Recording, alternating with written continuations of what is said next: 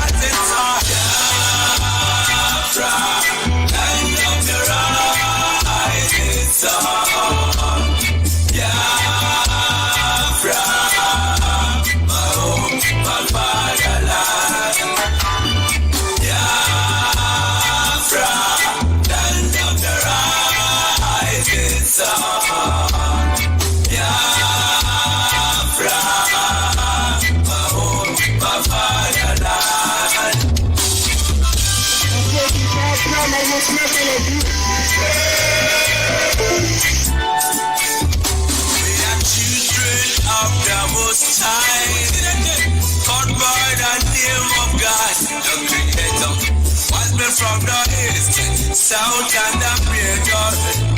Great Biafran people. But they kill it to idol worship and we lost the face of our God. And that we were Lord in idol worship and the British entered it. Burning on the night too, exploiting job people, trading by barter.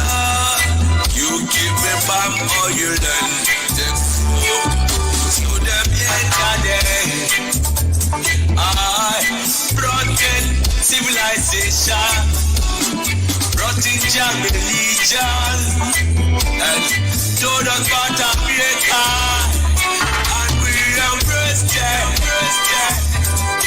I never knew them got ulterior motive. With religious pretenders, some of some brethren. With denomination, tear us apart. Building churches, schools and hospitals. We never knew we had to pay this much to be your slaves forever. Oh, Nana.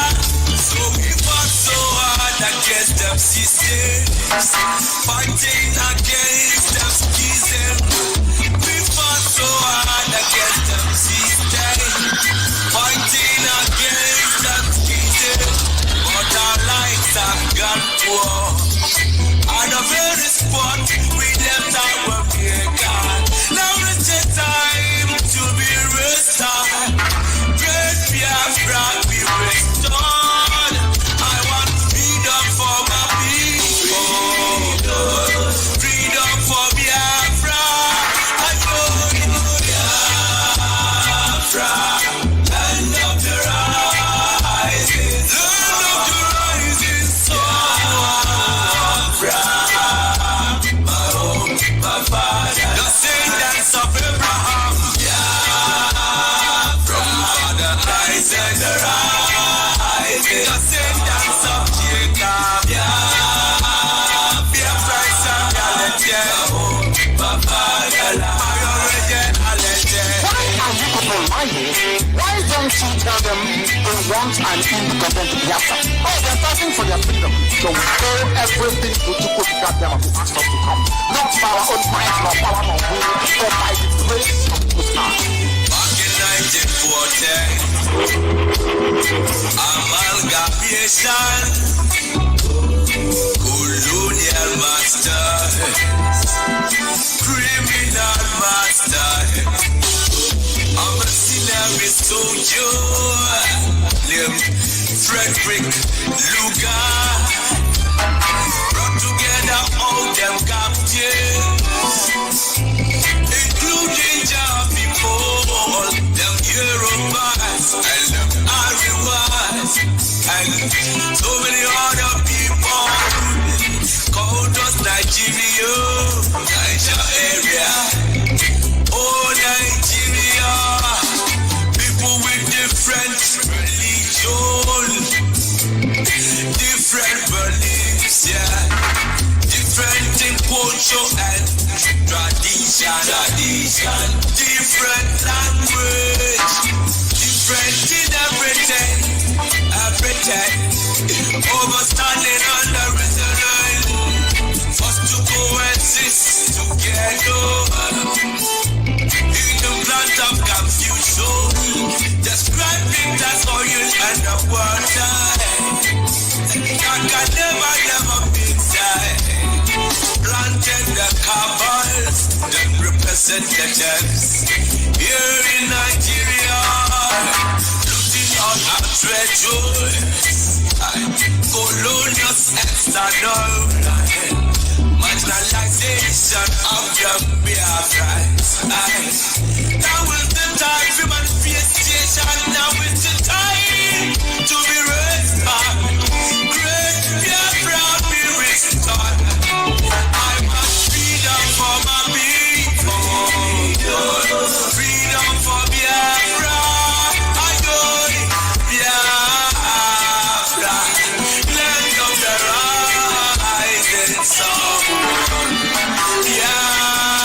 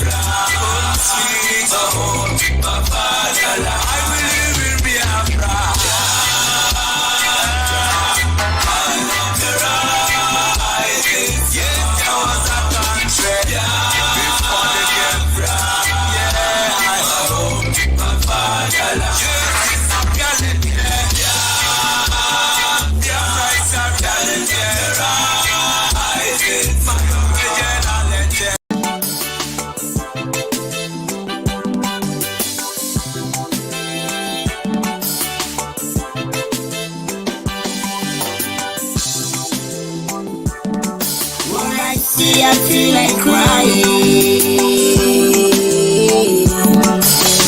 It's time to let him go. It's Biafra's freedom. Freedom. Biafra freedom. Time to go. Oh, I see how the border is. Oh, I see, yeah, where's the sun shining up on the air? Oh, I see, yeah, freedom for the Biafra. Oh, I see, freedom for the Biafra.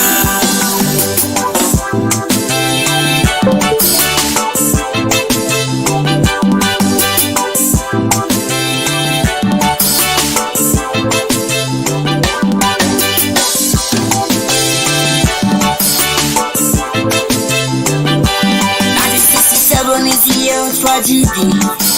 67 to 70, over 3.5 million Biafrans, yeah, lying on the sea.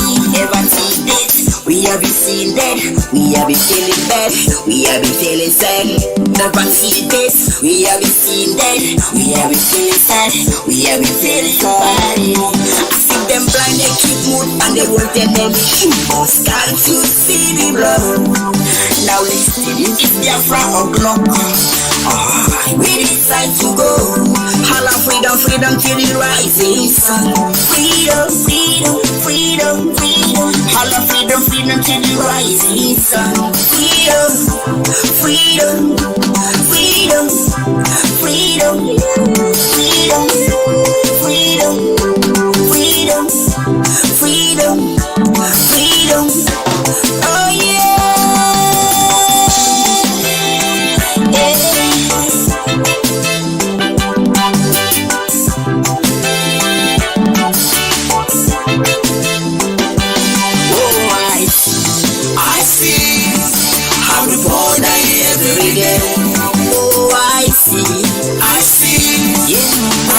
Shining up on the air.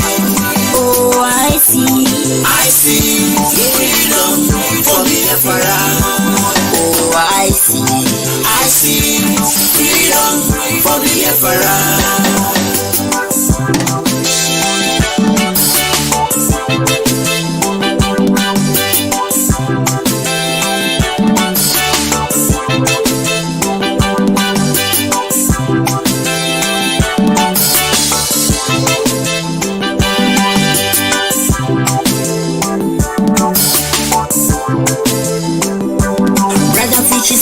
My friends and family, make you join me sing. Don't want you to stand to go.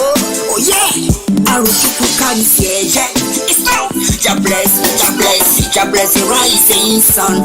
Keep a man strength to climb the man Zion. On the mountain, I saw the Jah kingdom, which is Biafra.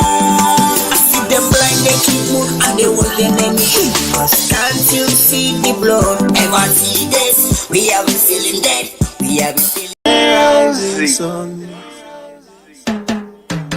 the day Biafra will come, there be no place for evil men. The day Biafra will come, all evil men will run away. All you evil governors, all you bad politicians, listen to my voice. Biafra is coming very soon. Are you heartbroken? He didn't invade your house. I got a good news for you. Biafra is coming very soon. Mama, cry no more. Papa, cry no more. I got a good news for you. Biafra is coming very soon. Oh, Biafra, the land of rising sun. Biafra, Biafra, Biafra is the hope of all Africa. IPOB, one family. IPOB,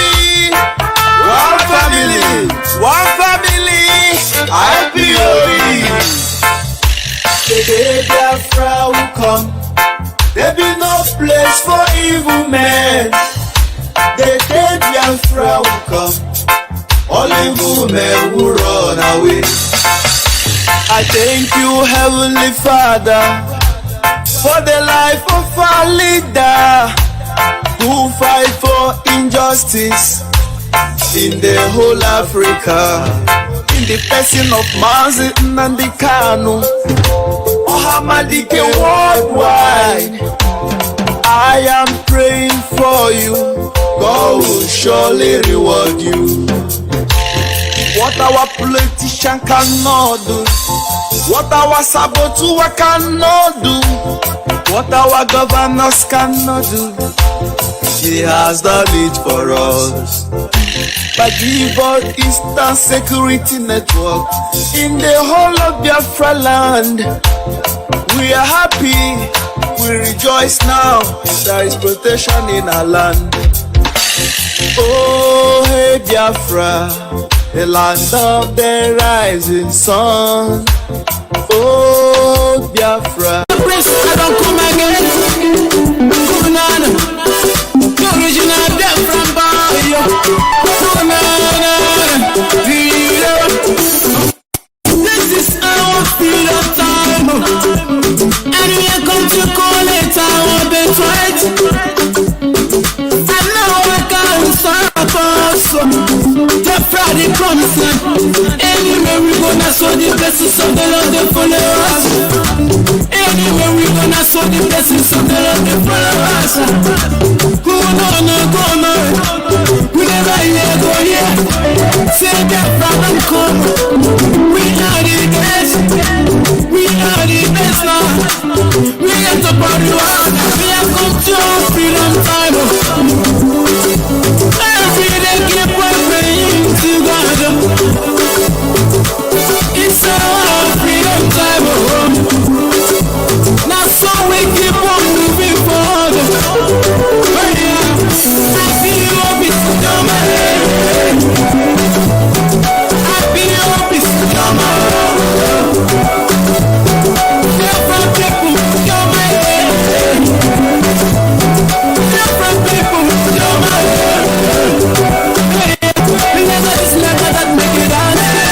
It's never that make it dance. It's never that make it step on it down. It's a freedom time.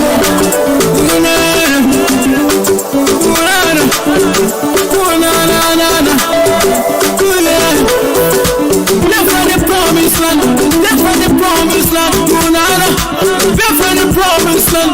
Live for the promised land. Yeah. When I look up to the sky, I can see the sun is shining. It's shining over Biafra. We are the best.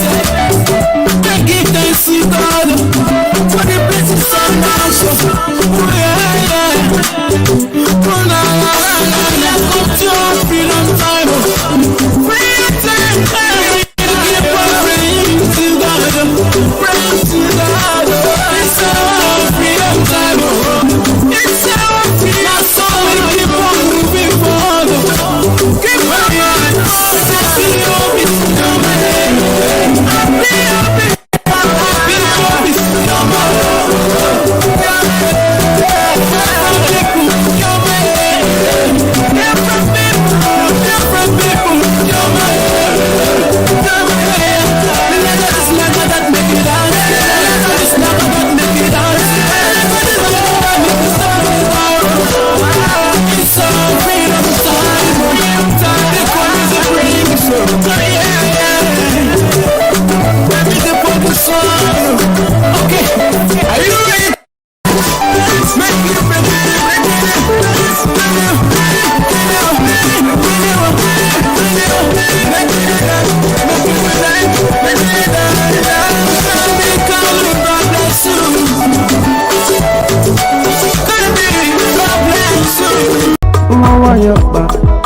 and the microphone. You don't tell when we dey fight for this freedom. You don't tell when we dey fight for this freedom. All we need is the referendum. All we need is the referendum. All we need is the referendum. referendum. All we need is the referendum. All we need is the referendum. Tell me what to do, tell me what you do, tell me what you see, tell me what you see, tell me what you know. When we talking about the referendum, Makani fele mezi no wanana moko Miami. Oh you see, I have to go for long. We just become a slave, no, for long. Back in the days, we know what's up. But because of who the focus to come out. I remember when my father they tell me about the war. Then spend so much money just to collaborate.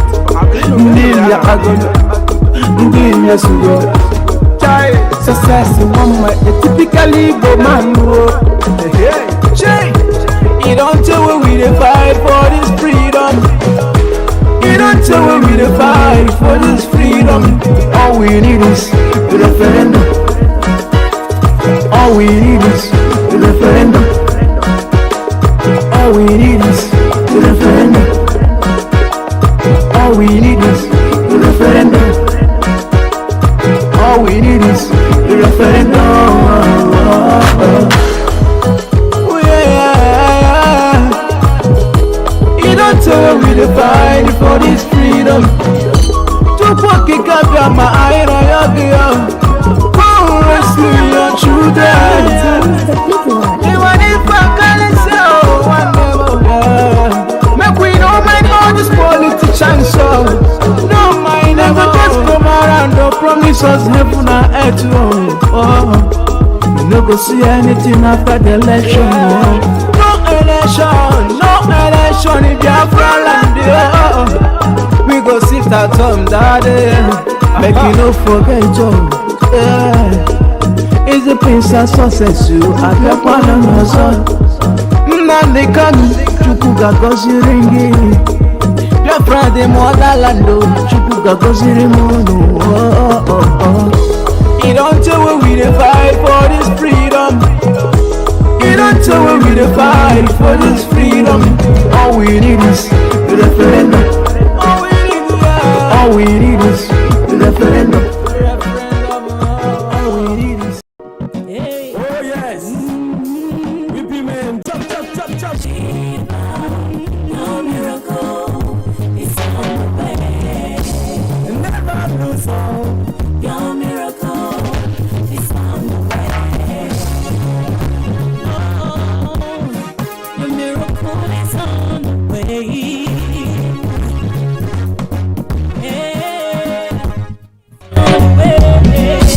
No matter your condition, no matter your challenges, never give up. No matter your situation, no matter the calamity, never give up. He's the God of the last minute miracle. He's the God of the last minute miracle.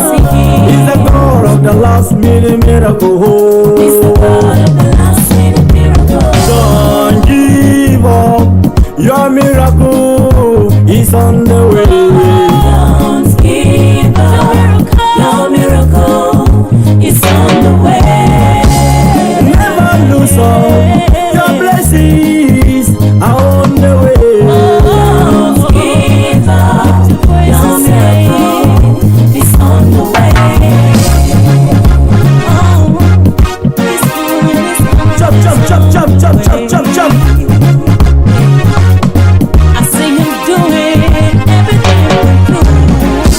No matter your suffering, no matter the trouble, no matter your sickness, no matter the emptiness, He's a God of signs and wonders. He's a God of signs and wonders. Don't give up. Your miracle is on the way. Don't give up. Your miracle is on the way. Never lose hope. Your blessings are on the way. Don't give up. Your miracle is on the way. He's a God of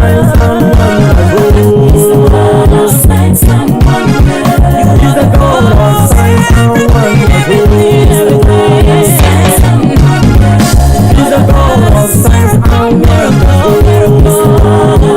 and wonders. He's the God of signs and wonders. Don't give up. Your miracle is on the way. Don't give up. Your miracle is on the way. Oh, my sister, never lose hope. Your blessings are on the way. Yes, don't give up. Your miracle is on the way. Jehovah, take over. My Father, take over. Yahweh, take over. Messiah, take over. Jehovah, take over. My Father, take over. Yahweh, take over. Messiah, take over.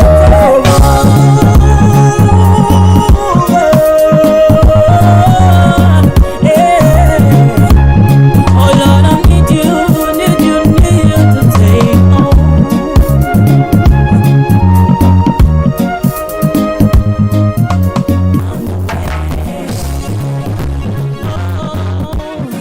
the miracle is on the way.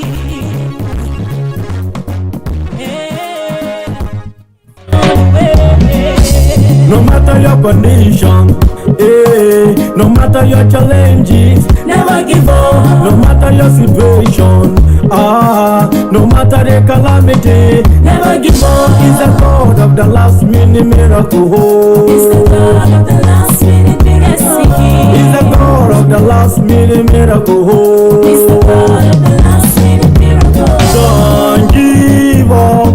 Your miracle is on the way. Don't give up. Your miracle is on the way. Never lose hope. Your blessings are on the way. Don't give up. Your miracle is on the way.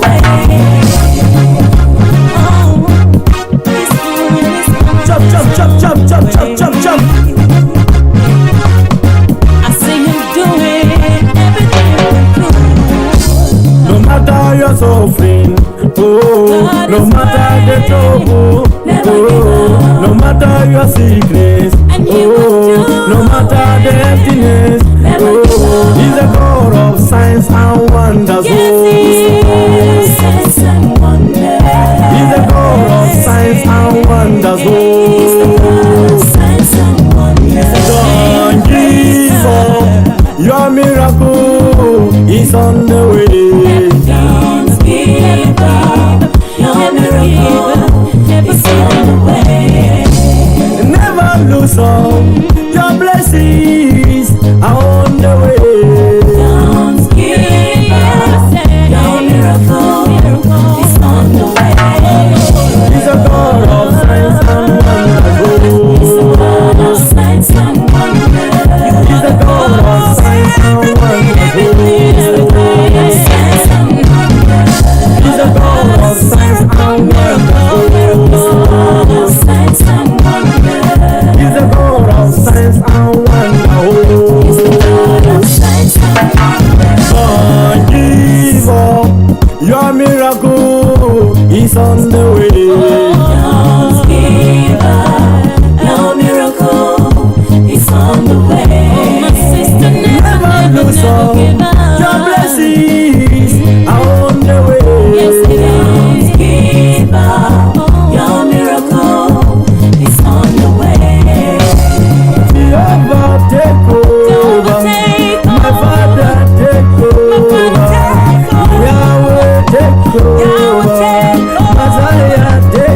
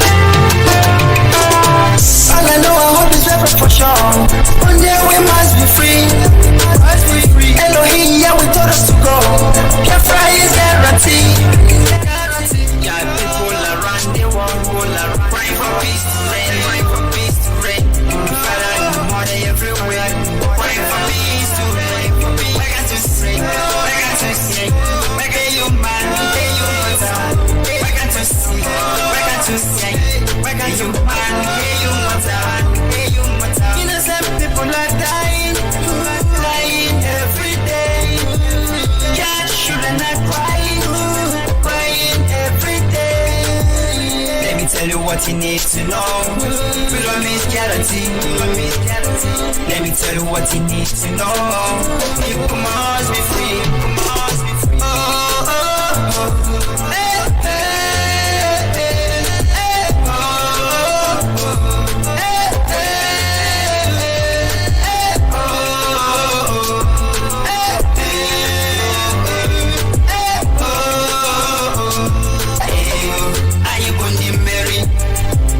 Freedom, freedom, oh, freedom, freedom, freedom, freedom.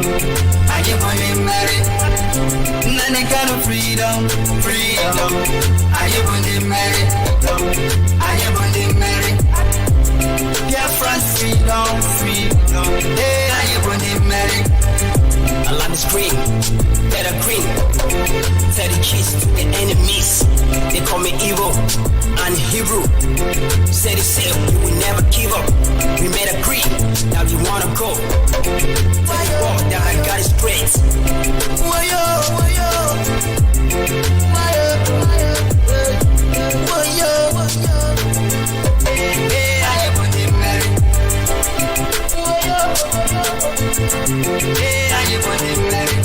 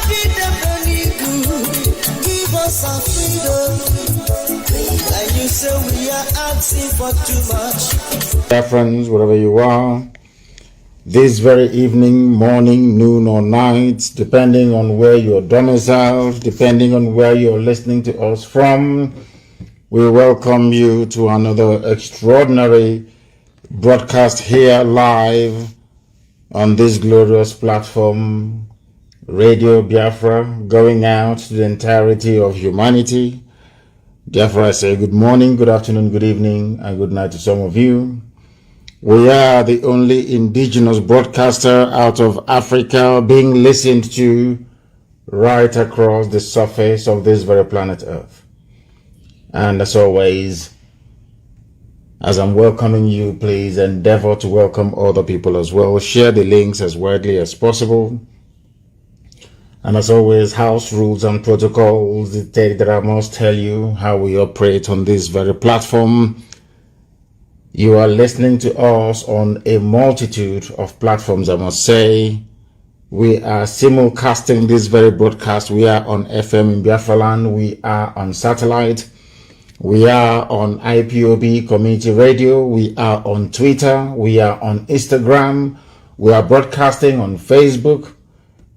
We are everywhere.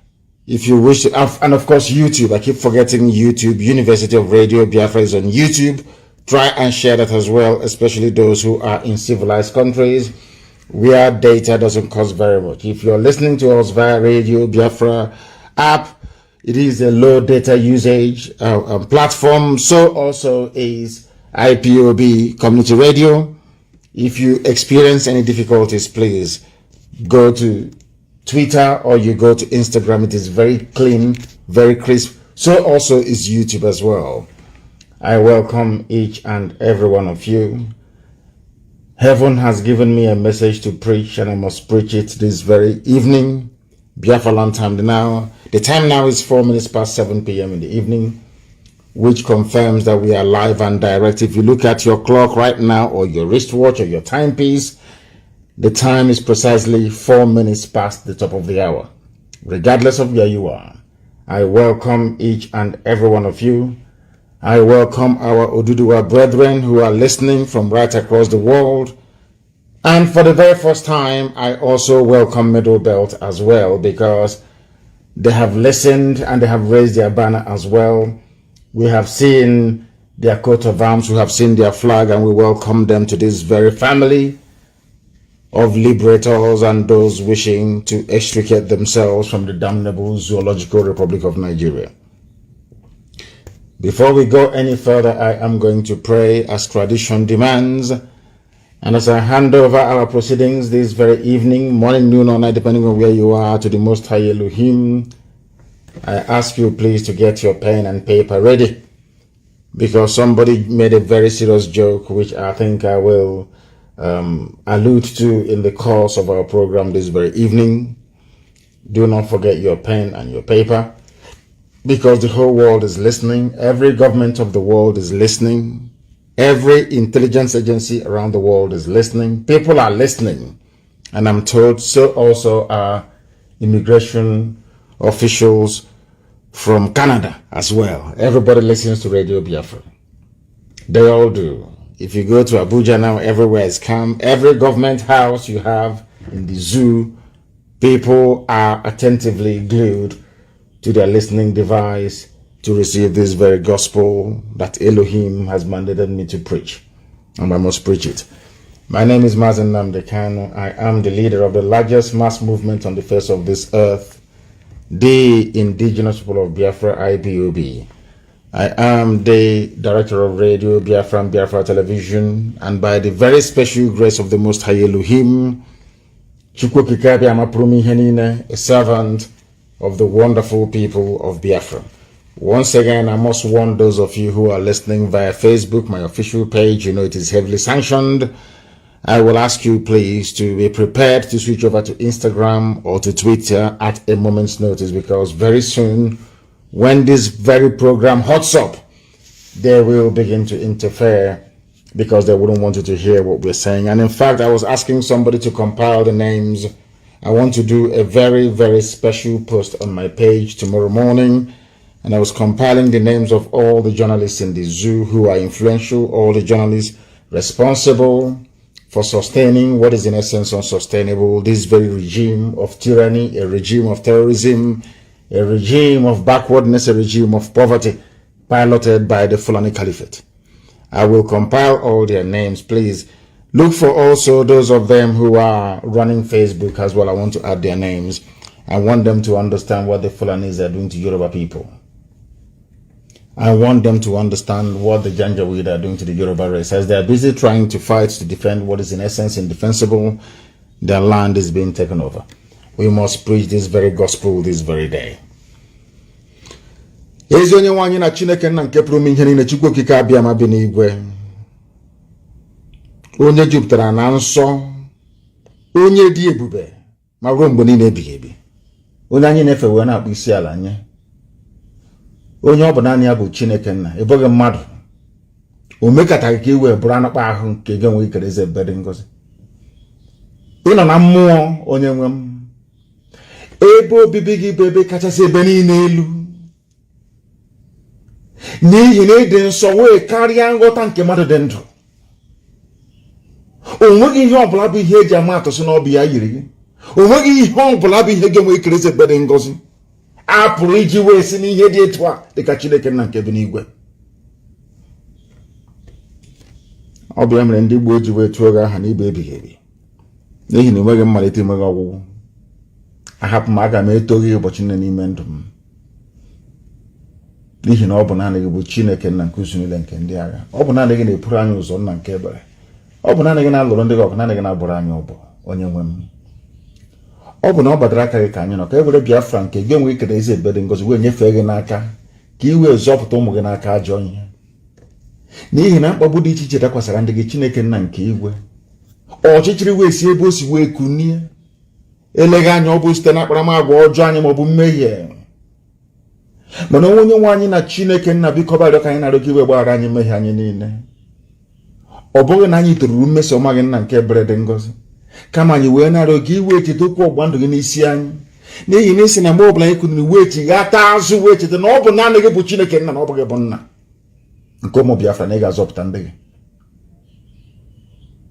na ị ga-abụrụ anyị nna, anyị wee bụrụ gị ụmụnna nke igwe. Anyị wee na-asị n'oge ahụ eriwokwanụ, mgbe nọ n'ọwụla ji alaghachi na-akwụ ya, ka ị wee zọpụta ndị gị nna nke ebere dị ngọzi. Na ala Biafra bụ ala nke gọziri agọzi nna nke igwe, abịa m iji wee mee ka mmadụ izizi n'elu ụwa wee si na Biafra wee kunie. Anyị wee na-asị gị gosi mba niile dị iche iche na ọ bụghị bụ Chineke nna, na ike niile nọ n'ọbadara aka gị, na ọ bụghị n'ọbadara aka nke Britain ma ọ bụ mmadụ dị ndụ nna nke igwe. Gosi ụwa na ọ bụ na-adịghị bụ Chineke nna nke ụmụ Biafra.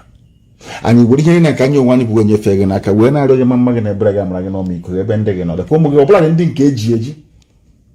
Anyị na-ekele aha nsọ gị n'ụzọ pụrụ iche, n'ihi na ọbụla na ha bịa nwụrụ fara mbaka n'ụbọchị nke taa, igbudi wee daa n'Enugwu wee hapụ ya.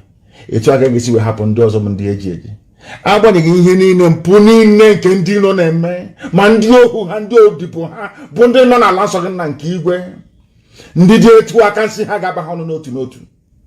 Ị ga-ejide ha wee laa ha n'iyi, ka ha wee ghọta na Biafra bụ nkwa nke ikwere ndị gị n'oge rukwa mgbe ị ga-eji wee mejupụta ya.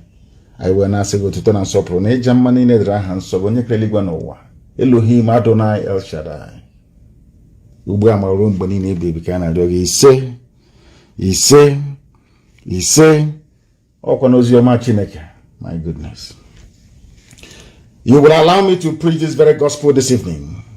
For those of you who are old timers on this very platform, this Radio Biafra, I want to reconfirm to you, I wouldn't call it a prophecy, I wouldn't call it a prediction, I will call it words spoken under divine inspiration. That is why the accuracy of our prophecies is unmatchable. Those of you may remember in 2014, when they were campaigning, jostling, and politicking in the Zoological Republic of Nigeria that man created for the habitation of animals, called Nigerians. I made it very clear to you then.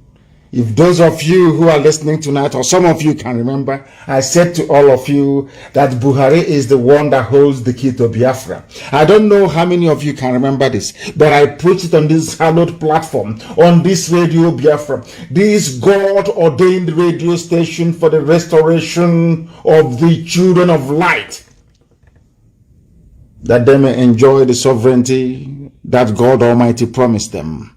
I preached it here on this very platform. I told you, do not despair, do not panic, that the Pharaoh is coming, and it is Buhari. I told you so on this very platform. I'm sure that some of you can remember that. I said that Buhari is the surest way for us to get Biafra. Is it not happening now? Everything I tell you is gospel. Remember when I said that Buhari will give us Biafra? Those were the exact words I used. And it is now manifesting before our eyes. Everything happening today in the Zoological Republic of Nigeria is because they refused to let us go. I remember, I think it was in 2015 to be precise, or thereabouts. I was in the USA and I was granted an interview by Rudolph Okonkwo, if I'm not mistaken. And I told him that if they do not give us Biafra, that Nigeria will be worse than, the fact that Somalia will be a paradise compared to Nigeria. What is happening today? These are words on the marble. These are, I wouldn't call it prediction. These are prophetic pronouncements on this very hallowed platform that all over the world today, people are witnessing and confessing to its accuracy. Everything happening today in the Zoological Republic is because they refuse to let Biafra go. And I also want to tell them this evening, or depending on where they are, that the more you continue to delay the coming of Biafra, the more calamity you're going to face. And I want to point it out. I want to speak very calmly this evening so they can understand what I'm saying. Remember when I asked you to allow Biafra to go and you refused? I'm now speaking to the Sultan of Sokoto and the entire Janjaweed Caliphate. These very horrible people that have brought death, destruction and mayhem upon the lives of very quiet, peace-loving people, not just of the Middle Belt, but across the entire South. I want you to listen to me very carefully this evening. Because of your delay in allowing Biafra to go, now you will lose Oduduwa as well. I want you to understand that the more you hold on to this very rigid, idiotic, should I say, unwavering position that Nigeria should remain the way it is, the more you're balkanizing it, not just in the spirit, but also in the physical realm. Why am I saying this? Now, Oduduwa agitation has hit a crescendo. And for the very first time, they have now also identified some of their leaders as being their problem. They're no longer blaming anybody else. And when a people begin to blame their leaders, as we have been doing, I think they have cut off the whole thing. I believe that, I don't know if Facebook has cut off the video on my page. I have no idea, but we shall see. Let us continue. If they kick you out, please find alternative platform to listen. People should go to my page and share all the links that people are using to listen to us, so that those who are on my page, who are suffering as always, will be able to listen via other means. After this very program, Ikechi will work very, very hard to ensure that the SoundCloud is uploaded as quickly as possible. I must preach. I asked you to let Biafra go. You said no. Now Oduduwa is with us. We then pleaded and said, allow Oduduwa and Biafra to go. You said no. Now Middle Belt has joined. If you say no to Middle Belt, Oduduwa and Biafra becoming free, very soon, the Habe Republic of Hausa land will rise up again with their own banner. Fulani, you have nowhere to go to. What you're then now going to do is to unleash your dogs of war. That is what you're going to do. You will think that by tricking the Hausa people to believe in you, to come and join you to fight other people, as you have done in the past, you will think that will be a viable option to take. But I'm telling you to spell your doom. I warned you before. You people should have let Biafra go on time, and to all of you shouting, insecurity everywhere. We are dying. Look at our country. Come and speak. I warned you in 2014 and 2015.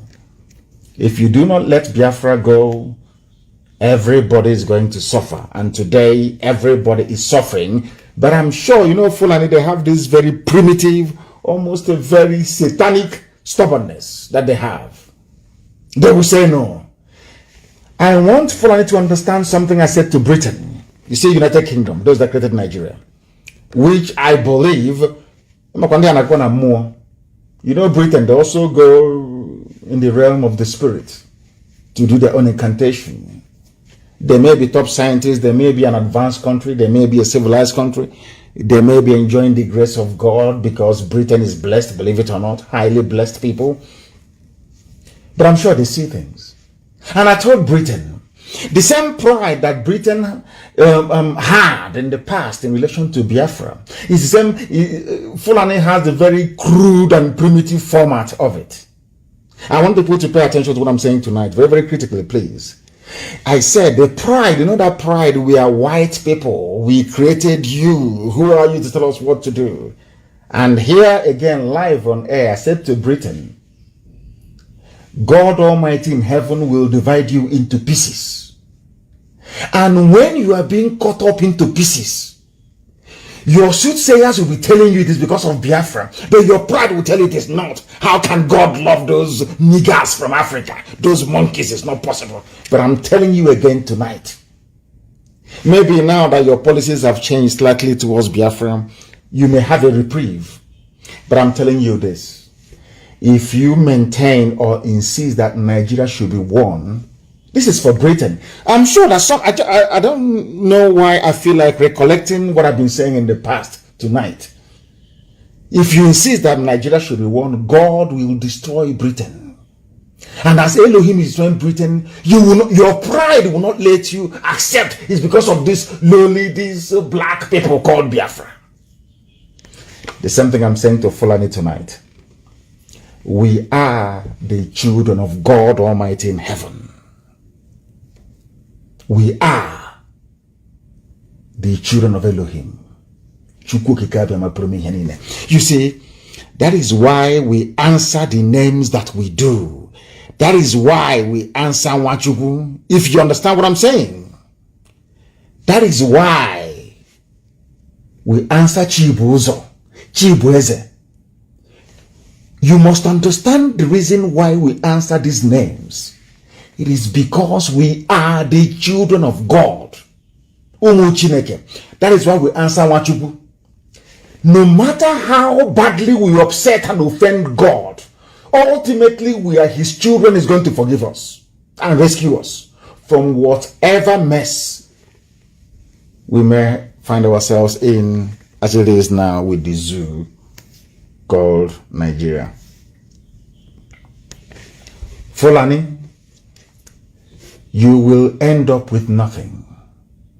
The best thing for you to do is to stop all this all this show that you're doing.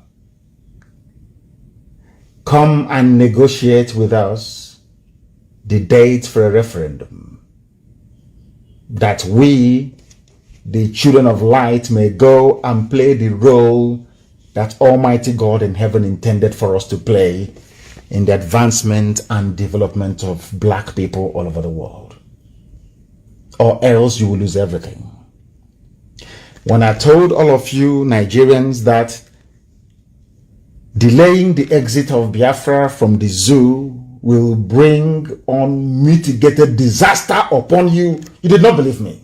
I told you Somalia will be better than you. Allow us to go. You thought I was the one who is going to fight? No, not at all. The host of heaven is now fighting on our behalf. And I'm warning you, even Britain can see the handwriting on the wall. You Janjaweed Caliphate, I am advising you, as fellow Africans, if I can call you that, the sooner you let Biafra go, the better, or else you will lose everything. And you see Sokoto State, that is the seat of your power. A war will be fought there for 136 years. After that, you will lose everything. I'm advising you, don't allow the demons that you worship to deceive you. Biafra has come to stay. There is nothing any mortal can do about it. It is the word of God. There is nothing man can do about it. I am warning you. Oduduwa is now with us due to your delay, because in 2014, 2015, Oduduwa, they were not serious. They said no, one Nigeria. But today, Oduduwa is more fanatical. I can even say, as fanatical as we Biafrans are about their sovereignty and their freedom. Only a few days ago, Middle Belt have now joined us. And I can assure you, if you continue, the Habe Republic of the Hausa kingdoms will rise up in the north to demand for their own independence. And I can say to everybody tonight, as I've always said, Anybody that raises their banner and their flag to seek independence will get free oil and free gas from Biafra land in perpetuity, forever and ever. I want you to understand this. Therefore, every security agent in Nigeria, every soldier, every police, every naval man or woman, every Air Force personnel, those of you in civil defense, you must each go back to your villages. Go back to where you come from to defend it. Because as you are being slaughtered, as those of you from the south are being killed in the north, they are sending people from right across the Sahel. These are deadly scavengers to take over your land. You must bear this in mind. You must go back to your fatherland right now to defend it. Because I want all the army and the police people to do a very simple survey. Maybe tomorrow morning. Because I know all of you are listening to what I'm saying tonight. Do a very simple slide survey tomorrow morning. All of you in the army, all of you in the police, I want you to do something very slight. Call your respective villages. I'm not saying where you're living in the township. Call where you come from, your village. Ask anybody in your village. I'm talking about those of you serving in Nigeria Army, serving in the police, serving in the Navy, serving in the Air Force. And you are not Janjaweed, you're not Fulani. All non-Fulani personnel in Nigeria security services or security agencies or whatever they call themselves, pick up your telephone tonight, even as I'm doing this broadcast. Call home. Ask them, are there Fulani terrorists, headsmen, Mietiala in my village? How far are they from my house? Just make a very simple phone call. That will convince you that as you are busy defending your one Nigeria for the Fulani, inadvertently, they are busy conquering you. It's a very simple experiment. You are a soldier, you are in Navy, you are in Air Force. Pick up the phone. I'm not saying because you were born in Ojuelegba, you should call and say, is anything happening in Ojuelegba? No. Call your village where your father comes from, where your grandparents come from. Because we are patrilineal, we lean towards our father. We come from where our father come from. Call your village. Ask people in your village, how close are the Fulani terrorists to my house? How close are they to where I'm living? Or supposed to be living? They will tell you. Only then will you appreciate what we've been saying for long. That the more you fight for one Nigeria, you are doing it for the sole benefit of the Fulani Caliphate, because they are busy taking over your village. They are keeping you busy in the army and in the police. Meanwhile, they have taken over your village. You know, when people say to me that there are people from the Middle Belt who are still in the police and in the army, serving in various locations and trying to defend one Nigeria, I feel sorry for them. Go back to your village and see what life is like there. They're in refugee camps. That tells you all you need to know about the zoo and why you must heed my call this evening. You're not going to die of hunger. Abandon the army, abandon the police. Go back to where you come from and defend your land, because the Fulanis have come in to take it over from you. You must go back home and defend your land right now. Has it not dawned on everybody that the defense of one Nigeria as presently constituted is only aiding the march of the Janjaweed Caliphate to the Atlantic? Because the more you're in Borno serving, you're in Yobe, you're in Taraba. The same Ibek you come from, the Fulanis are there trying to take over your land, killing, raping, maiming people. Did you not see the batch they sent to Yoruba land that was intercepted today?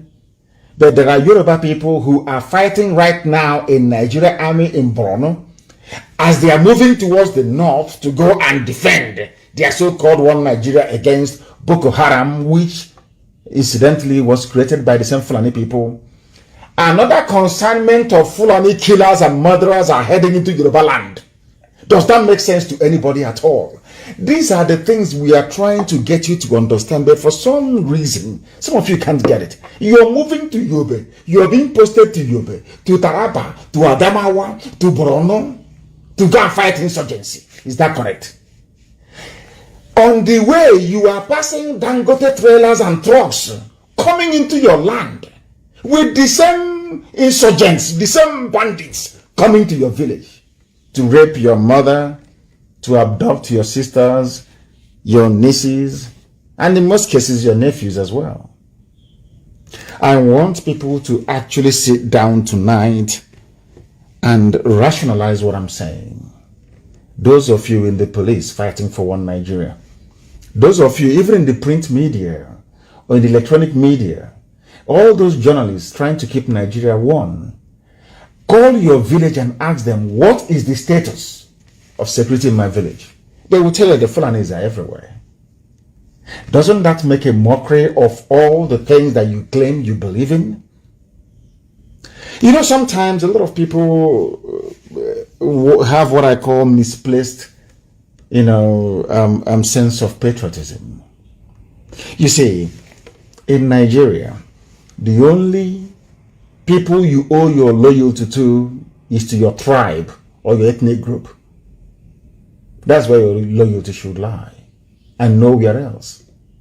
Not because Nigeria is an artificial creation. No, I'm not even going that far. But because the more you fight to keep Nigeria one, the more you're making it easier for the Fulanis to conquer you. That's what it is. I want people to understand this evening. People are asking, why am I speaking in this tone? Because I want it to sink in very well. I don't want anybody to say, oh, because he was insulting me, I wasn't able to understand what he's saying. That is why I am preaching the way I'm preaching tonight, so that you can understand it very, very clearly. We must end Nigeria as quickly as possible. I'm not talking about months, but in weeks.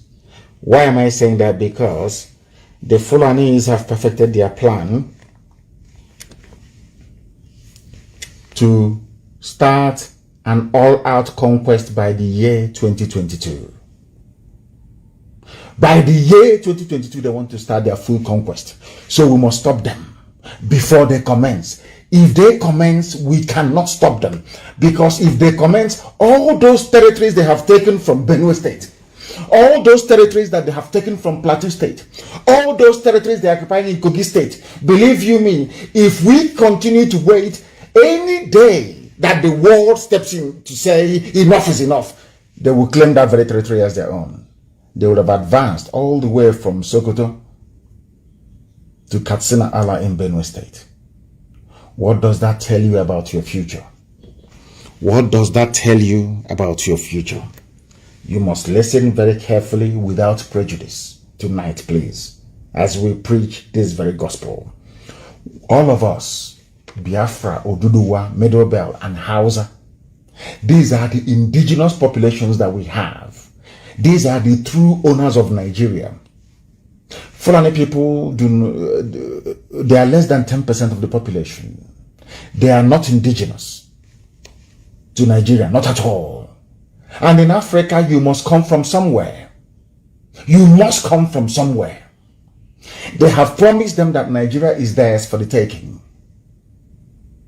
For them to succeed, we have to be as foolish as the Hausa people were.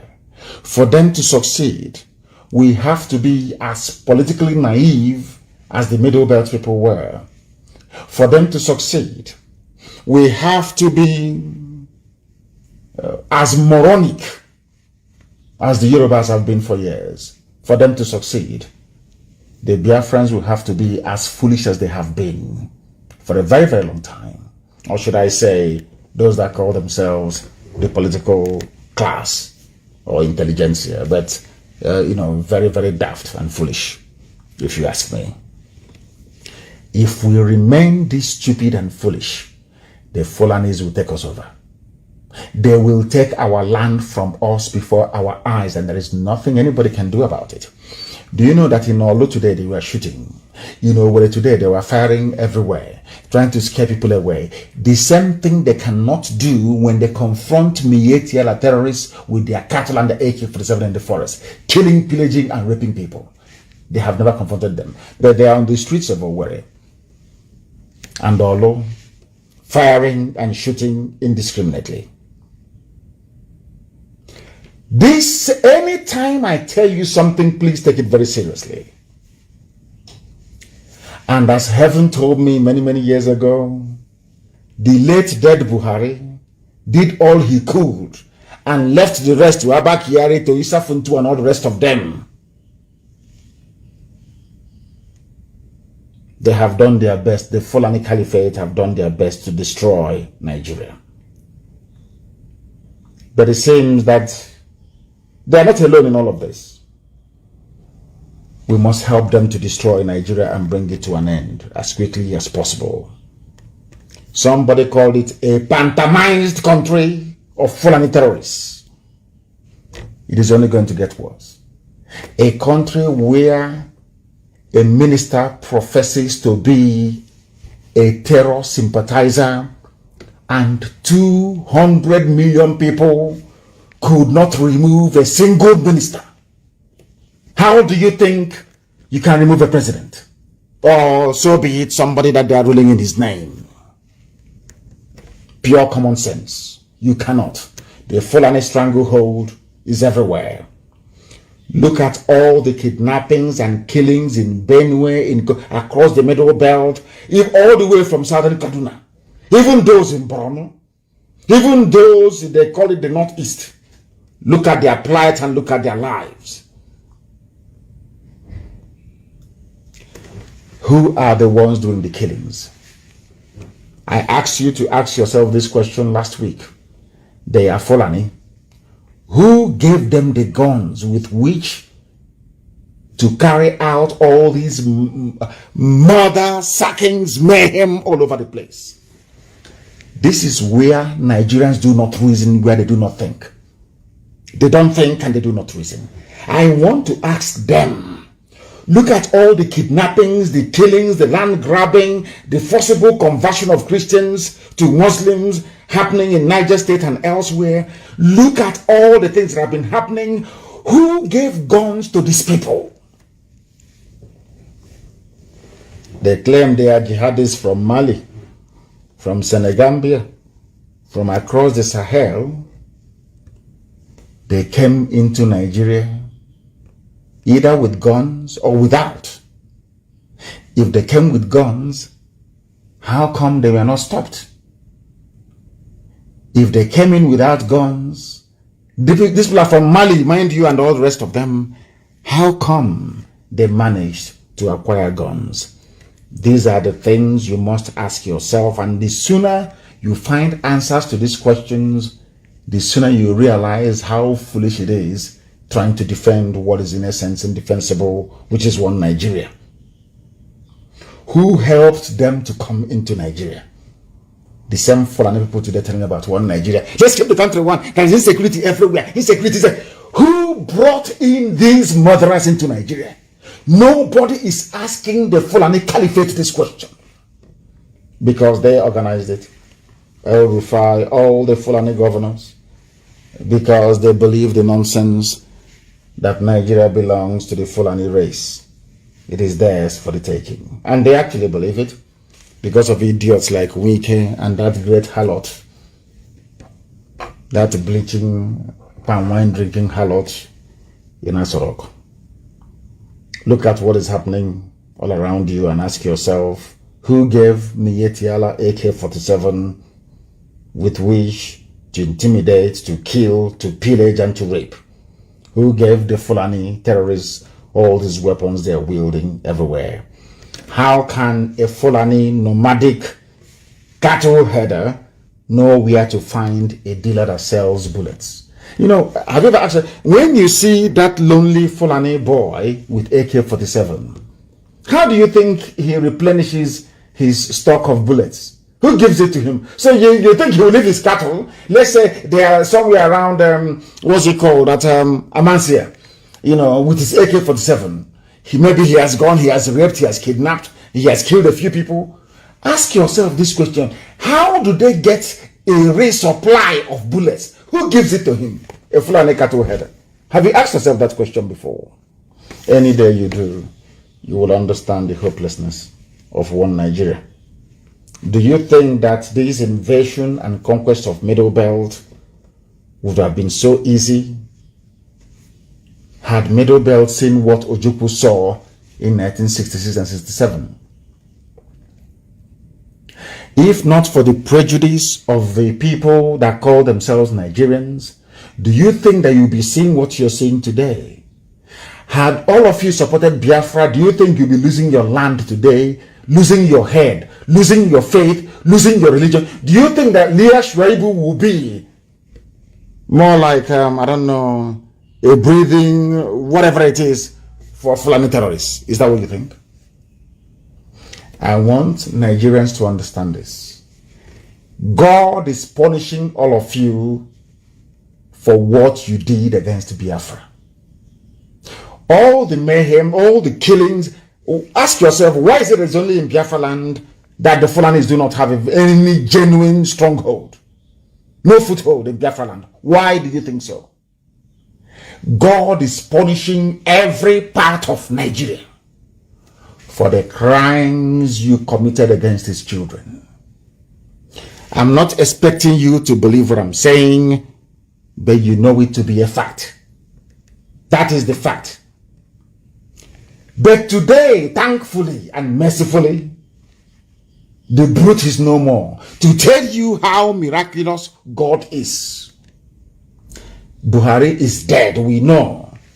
How do we know that Buhari is dead, you may ask? Because God gave us brain to be able to use it to reason. That is why we are not animals, because that's what Mary Wollstonecraft said. The reason, the only difference between you and the Fulani cow is because you can reason. Listen to me very carefully this evening. Buhari is no more.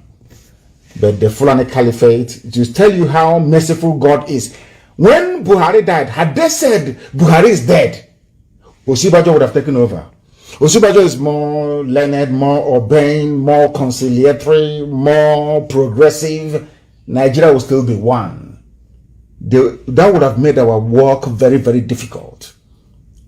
Because maybe Osibajo will come down to discuss and to negotiate, to say, oh, let's restructure, let's go back to the regions, either 1960 Constitution or 1963, whichever one would have continued in the zoo. But to tell you how miraculous God is, he hardened their hearts. They said, no, it's our turn. It's our turn, we must remain in power. The time that we are doing it, they never knew that that would lead to the end of Nigeria. They never knew that. Elohim hardened their hearts. And today, the Fulanis have run Nigeria aground. And they are being openly vilified by everybody. Even Britain is fed up. USA is fed up with them. EU is fed up with them. Now you understand it, don't you? They themselves are the ones now canvassing for coup. Forget all this nonsense you're hearing. They use one man called Clark, who said he's a senior advocate of Nigeria. Senior advocate of what? I have no idea. A senior advocate asking army to come in to take over power under a civilian democratic dispensation. And he is a senior advocate of Nigeria, a supposedly learned man. When I tell you that they're not educated, that's I'm insulting them. Senior advocate of Nigeria, advocating for army to take over. Can you believe that? What is wrong with the people taking over in a revolution? Instead of Mr. Clark to call for a revolution, he's asking military. Very lazy way of approaching the issue of all the ills bedeviling Nigeria. Now listen to me very, very carefully, please. I beg of you. How do you know that Buhari is no more? It is very, very simple. I want to prove it to you that he is no more. Very, very simple. Because sometimes you may be shocked, but 1 + 1 is equals 2. Always. Buhari, when IPOB started to torment the zoo, Buhari came out to give a live press interview. Not once, not 2 times, not 3 times. Only IPOB giving them problems. This was between 2015, 2016. Before the idiot died on the 27th of January of 2017. I know the exact date he died. Before Buhari's death, he was having media chat discussing every blessed day, live, unscripted. Nobody would tell him what to say. Most of the times he was talking rubbish, but at least nobody ever guided him or asked him to say A or B. He had a mind of his own.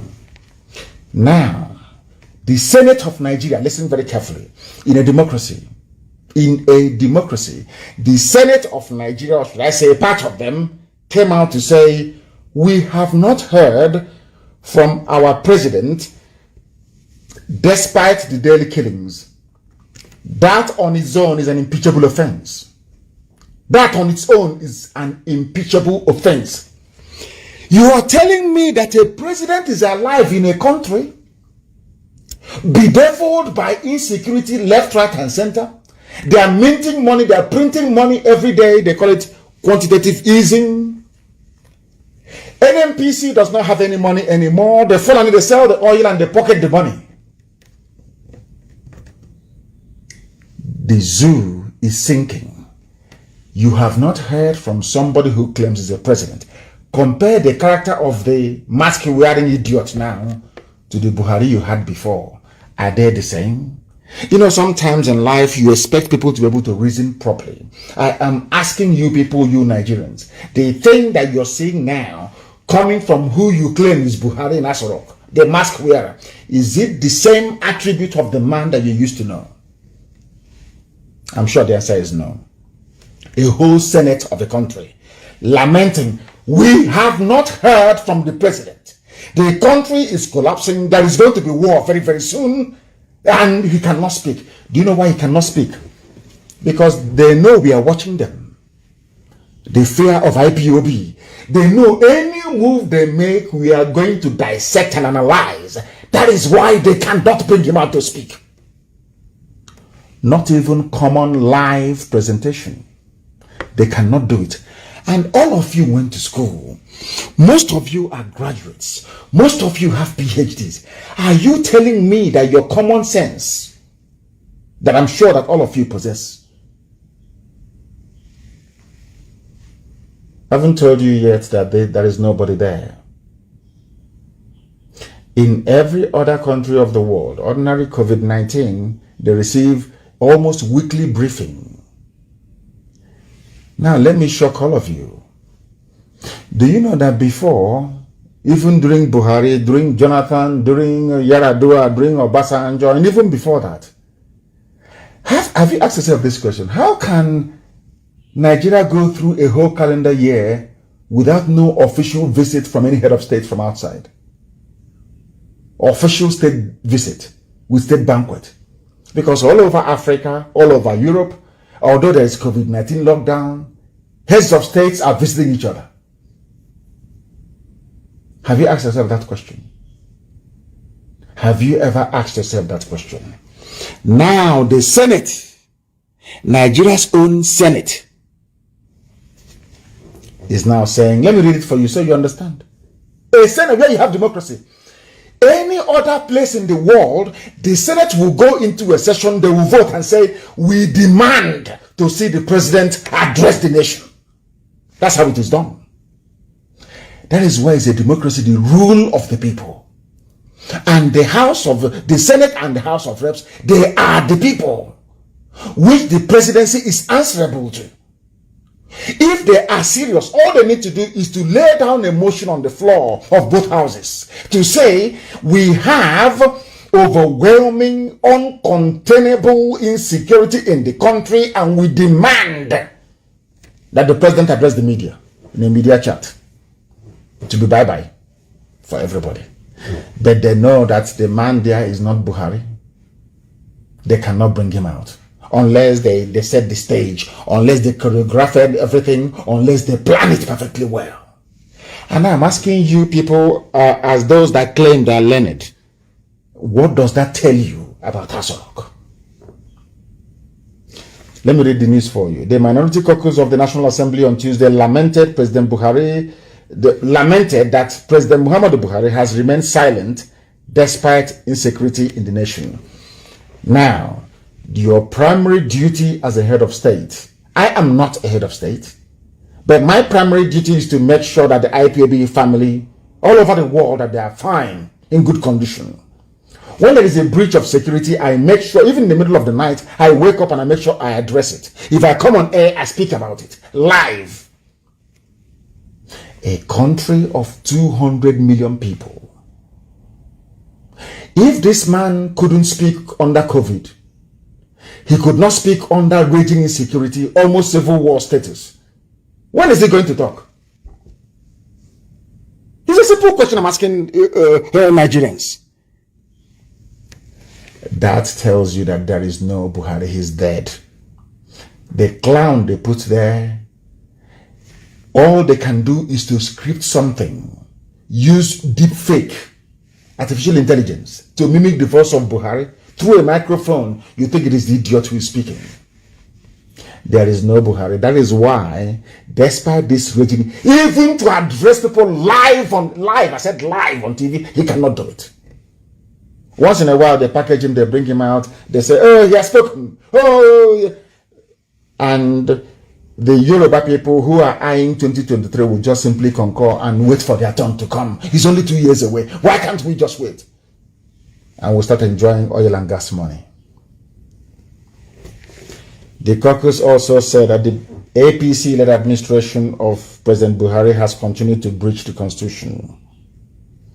We have not, according to Abaribe, we have not heard from our president, despite the daily killings that are going on, and have turned Nigeria into a killing field of unimaginable proportion. Nigeria is at war on all fronts, basically, fighting Fulani domination and impunity. People are dying every blessed day. The person you claim is the president cannot speak. What is his job then? I'm asking you. Do you see how we know that Buhari is dead? That even the Senate is begging for him to speak in a democracy. I'm advising them today because some of them, they claim they're educated, but they're not. I'm advising you on what to do. Constitutionally, you have the powers. Go and pass a motion on the floor of both houses. Send it up to Asarok and say, we demand to see you to address the nation live and answer questions from journalists regarding what is happening in the country. Not just address. You must be interrogated. We want to ask you, then you will see that the idiot will fall apart. Because we have planted a press man there. I'm not going to tell you his name or his network. He is going to ask him a question in Fufude, the native Fulani language that the old dead tyrant Buhari spoke before he died on the 27th of January 2017. I stake my life on it. I have said to them, if you can bring out this man and prove he's Buhari, I will drop Biafra agitation and apologize. But I know that the idiot is dead. They are shielding. The only reason why they cannot speak is because, you know, they thought I will remain with, they don't know how we discovered that Jubril had fled. They were shocked. They thought I'll be saying Jubril all the time, so that Western intelligence will say, oh, he doesn't have his facts right. I know when they switched from Jubril to Yusuf Abubakar Mohammed from Niger Republic. That is the new Buhari you have. That is why you cannot see him. That is why he cannot do tours. That is why you cannot see him come out to receive heads of state. That is why nothing, everything is secrecy. You can be killing, people can be dying. You'll never hear a word from him. They are shielding Yusuf Abubakar Mohammed from talking because the day he grants any live, unedited, unscripted interview, the political class in Nigeria will commit mass suicide. Because I'm sure that's what they will do. Rather than, come around and say, oh, IPOB, Nnamdi Kanu has been right all this while, they would rather die. That's black people for you. They will commit mass suicide. That thing in Asarok, as I told you in 2017, is not Buhari. If you say he is Buhari, I want him to have a live media chat, the type the old Buhari had on the 31st of December of 2015. It's a challenge. If you claim Buhari, that idiot there is Buhari, let him come out and address the security situation in the zoo called Nigeria. In a live media chat, he will never ever do it. That day, the shame of Nigerians will be open for the whole world to see. The world, right now, a lot of countries, In fact, Nigeria is the only country in the only passport that you require visa to go to almost every other country in the world. Well, because of how useless it is. Any day, that thing there, Yusuf Abubakar Muhammad, grants any live interview or media chat. If you say you're a Nigerian outside, people will spit on your face. They will say, we know you people as fraudsters and criminals. We never knew you're even this stupid. At least criminals are supposed to be very smart. You people are equally very, very foolish. So Abaribe, the Senate, and they can talk all they like. That thing there can never grant any live interview for anybody. He will not do it. Any day they do it, they try it, they are finished. And they understand that very well. That is why he cannot hold a live media chat. People are talking about impeachment. Let us impeach him. As my dear brother Mbaka said, let us impeach him. Do you know why Fulani is against impeachment?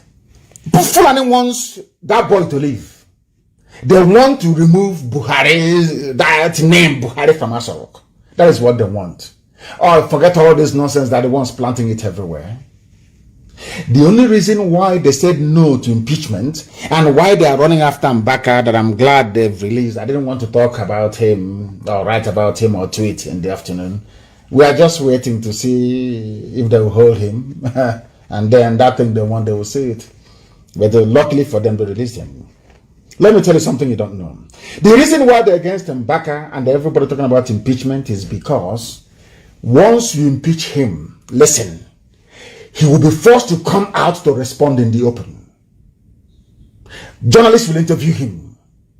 That is why all of them, they are running helter-skelter. Nobody wants nothing. They don't want you to talk about him. Because any day you vote in the House of Senate or in the Senate or in the House of Reps to impeach him, you will now give him a right to reply.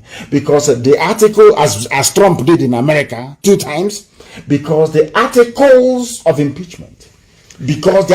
impeachment will outline his crimes and misdemeanors. And the law of natural justice dictates that you must give him the right to reply. Who is going to reply? Buhari is dead. Is it Yusuf Abubakar Muhammad that will reply? The cabal won't allow it. Now you understand, don't you? That is why they're against impeachment. Because you cannot impeach a dead man. The Fulani Caliphate control all of you in the zoo using Yoruba media and your political leaders. They have captured the 2 critical, in fact, there are 3 critical constituencies in life. Media that brings you information and enlightenment. Your political leaders stroke traditional rulers. And also your religious leaders. That is why anytime they sense danger, they will send DSS. People are trying to destabilize the country. They want to remove Buhari from office. In order to sow seeds of doubt and confusion amongst you, so you can no longer be together to ask for what is right. Asking for anybody you claim to be Buhari to address the nation is not causing trouble. It is not.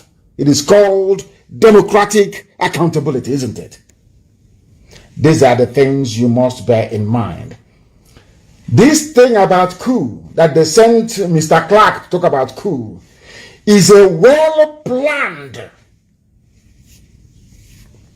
move to manipulate people's minds into thinking that Buhari was removed as a way of hiding the fact that Buhari is dead. Fulani is praying for a coup.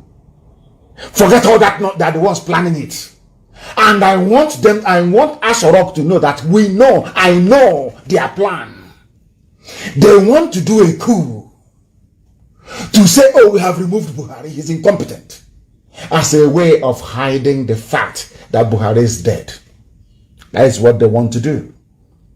And once they do the coup and they put in somebody first of all, they said, we'll put in a senior Yoruba general to calm everybody down, to stop Yoruba agitation. That's what I'm just trying to let Tinubu understand. If he doesn't know, they have two people in mind. One is a Yoruba high-ranking army officer. The other one is from the Middle Belt.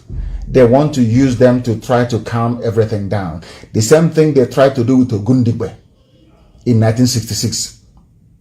And they ended up doing with Gowon. They killed everybody. Every Biafran high-ranking officer they got their hands on, they killed. All of them. They knew the world was very, very upset. Fulani knew they could not sell that very narrative to the world. They approached Brigadier Ogundigbe and asked him to take over the reins of power. He said no. They went to Gowon, a Christian from the Middle Belt. That is how they operate. The same thing they want to do now. So all this talk of they want to overthrow us is all rubbish. It's Fulani who are planning it because they know that the clock is running down. They know the clock is running down. They know that once people, shed this cloak of ignorance and begin to say that Buhari is dead, that they are finished. They want to use a coup. Fulani coup, by the way. After all, Fulani controls the army. How can anybody do a coup in Nigeria? How is that possible? Fulani controls everything. All the generals that are Fulani. Everybody in the hierarchy of the army is Fulani. So how can you do a coup? How is that possible?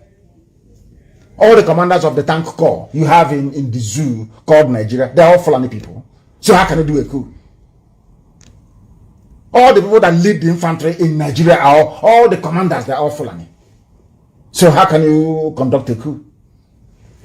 It is the Fulani planning a coup so they can say that Buhari was removed due to incompetence. And then after that, they'll say, oh, he's living a quiet life. You know him, he's a man of peace and quiet. After a while, they will not tell that Buhari is dead. He died in his sleep. That's what they want to do. If you don't know, let me tell you. And I'm saying to Fulani Caliphate tonight, you don't know who you're dealing with. Before you make any move, we know. Every move that you make, we know. We are aware of it. So stop deceiving yourselves. We know what you're up to. We understand your game plan. This thing about coup is because you want to remove Yusuf Abubakar Mohammed before it's too late. Because there's nobody in Asorok. If there is anyone in Asorok, the person will be talking. Nigeria is finished. There is no country called Nigeria anymore. Nigeria finished last year. Nigeria is now only existing on paper and the fear of the South. The cowardice in people of the South. And the promise of a greater, better tomorrow for the likes of Wike is only what is holding the zoo together. The zoo is dead. Absolutely dead. Their plan has failed. Only if the politicians we have in Biafra land, in fact in the entire South, can repent, or else what awaits them is doom. The game the Fulanis are playing, just don't remember I told you tonight, the game the Fulanis are playing is to carry out a coup and install a Yoruba senior army officer or somebody from the Middle Belt to calm everybody down. That's what they want to do, and I want them to understand that we know. Our intelligence services is second to none in the whole world. In fact, by the time that Biafra stands, I'm sure that even Mossad will be coming to us to learn one or two things. The zoo people think that we are stupid, but we are not. We are highly intelligent, more intelligent than all of them put together. They want to carry out a coup and claim that Buhari was removed. People are talking about insecurity. In the same country where people are being forcibly converted to Islam. In Niger State, in broad daylight, people abducted, people killed. Army today firing in Olu, army today firing in Owerri, shooting sporadically everywhere. There is war, a slow burning war in the zoo, but you don't know. I don't know why the Middle Belt people will not rise up to defend their land, because it's now very clear that you can lament and cry from now till the kingdom come. The world won't listen to you. Defend yourselves. That is what you need to do. That is what you must do. To tell you that this is their plan, all of them, it is their plan together, all of them. To tell that they planned all of these things. Now listen to what a minister is saying. You know, sometimes when you hear these things, you don't quite believe it at first. You think, oh, maybe somebody's pulling your legs, until you go and verify it for yourself. Kidnapping and banditry are not federal offenses in Nigeria, according to Buhari's government. Also, you know, Buhari by name. When I say Buhari, it doesn't mean Buhari is alive. It's the name they're using to rule. Are you listening to me? Kidnapping and banditry are not federal offenses in Nigeria. Then I asked them, what are federal offenses in Nigeria then? I don't know how, do you see how foolish these people are? You see, sometimes I don't know if this is punishment or what from God that I should be discussing monkeys like this. This man is a baboon. Why do you have federal high courts then and federal courts of appeal? So all the cases being tried, you know, this is something that Nigerians don't know. Even those that call themselves lawyers, like backyard quack lawyers like Wike. Quack, backyard lawyer. Let me ask you Nigerians for 1 second. What cases do you think are tried in a federal high court? God, zoological republic. And these people actually go to school, spend 4 years in a university and come out as graduates. Even doctorate degree holders of law. If kidnapping and banditry are not federal offenses, then why are you trying them in a federal high court? That's the meaning of it. Federal high court for federal offenses. State high court for state offenses. Sharia court for Sharia offenses, so to speak. Customary court for customary offenses. Do you know that even the states, they have their own appeal court, so to speak? Now you are trying a case in a federal high court, which means it is a federal offense. But it is in the zoo. They don't know the meaning of it. They have no idea what it means. Nigeria is worse than a jungle. If a kidnapper and a bandit killing, slaughtering, raping people is not a federal offense. Oh, sorry, federal offense is asking for referendum. And you people have time for these animals that call themselves politicians. Fools who cannot even reason very well. You have time for these people. This UG. They said, that's what Lai Mohammed said. It's not a federal offense. Federal offense is asking for your freedom.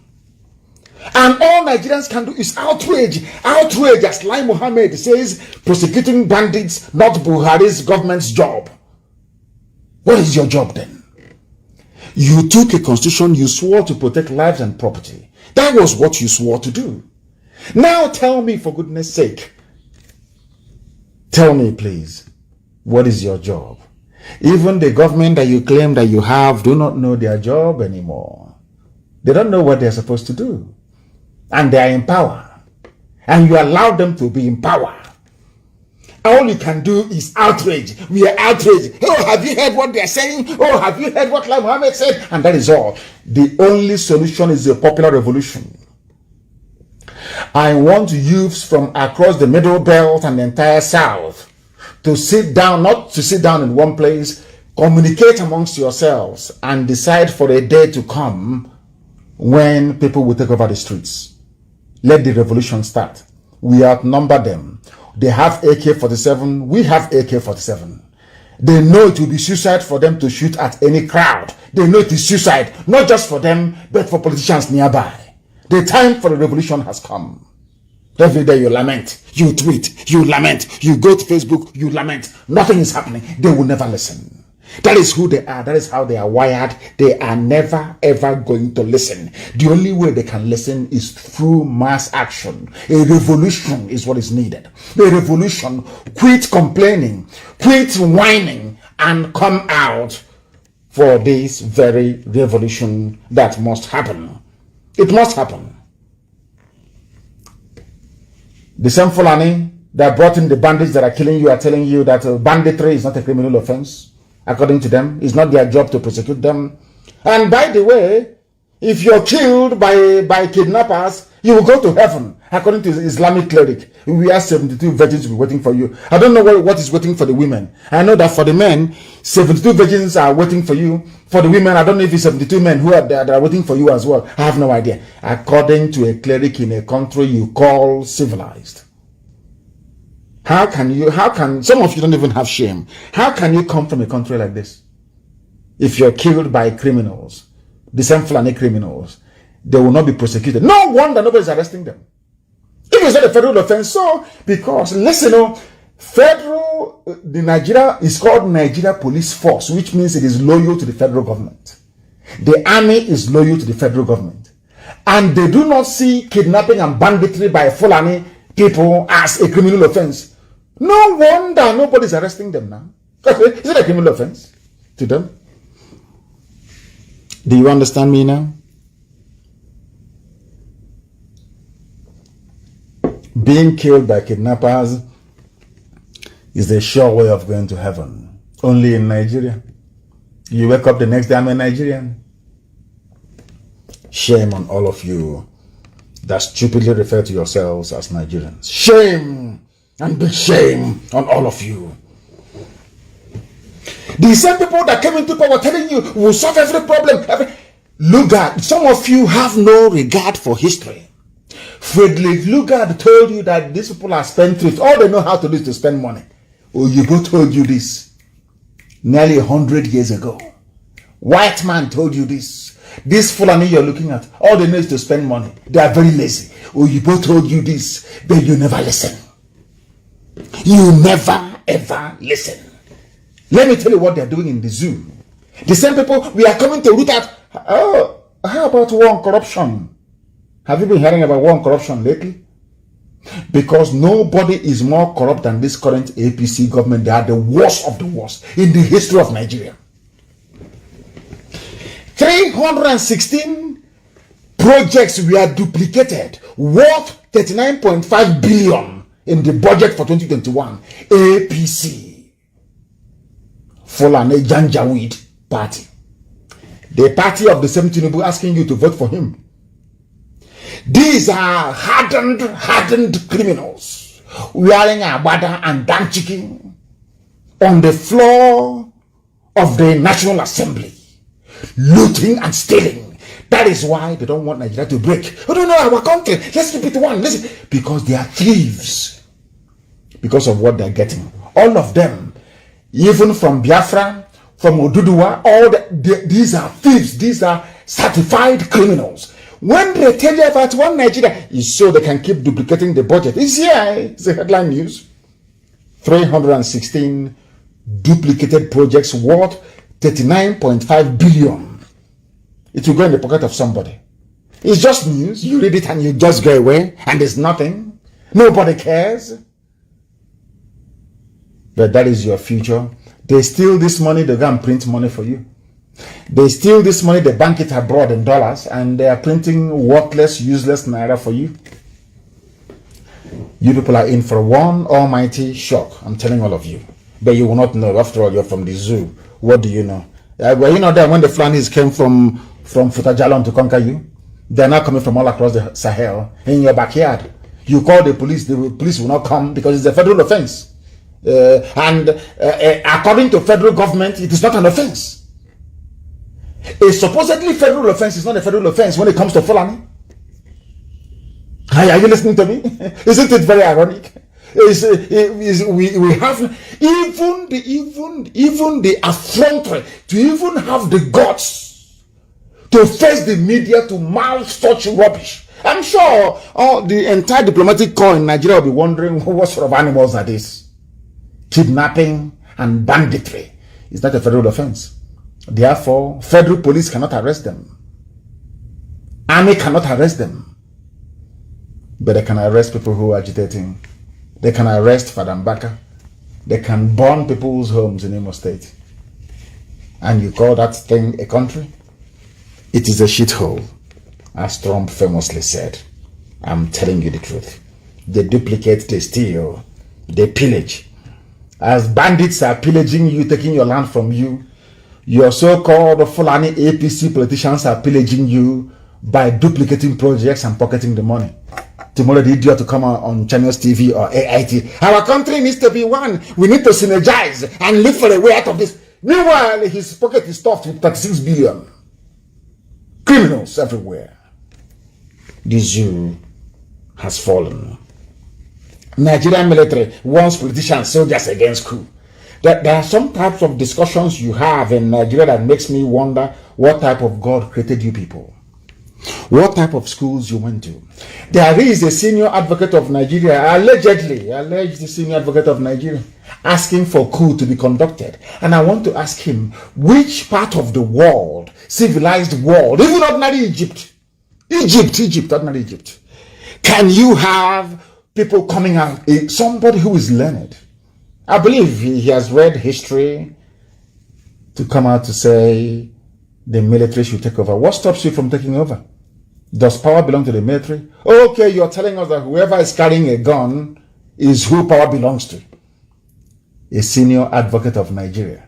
No wonder the entire judicial system, the entire legal system in the zoo is laughable.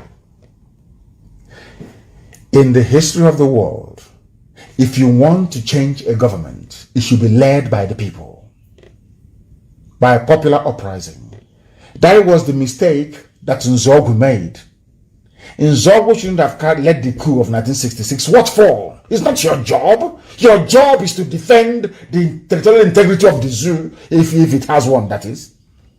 You're a soldier. It's not your job to be dabbling into politics. Allow the people to feel the pain so much that one day they will say enough is enough. That is the type of change that transforms society. And I expect somebody who is a senior advocate of Nigeria to understand this very simple fact. But it's lost on him. Tomorrow he'll say he's learned. He's an elite. He's educated. But all his education is pure nonsense. If you're asking the army to take over, that means you do not trust the people. Is army the people? Every popular revolution around the world in the history of mankind has been led by ordinary people.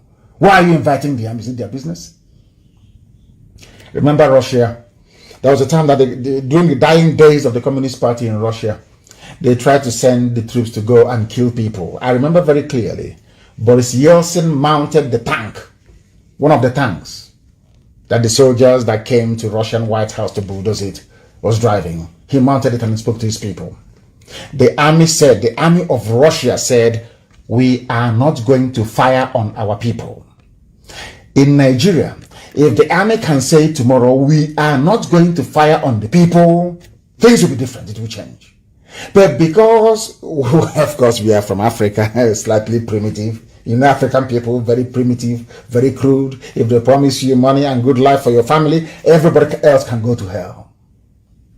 What Clark should have been saying is, let the army not fire on protesters when they come out on the streets to demand the change of government. Not to ask the army to take over. It is a free lesson that we're giving to them. There has to be uprising, simultaneous uprising everywhere. I have said to Nigerian youths time and time again, we outnumber them.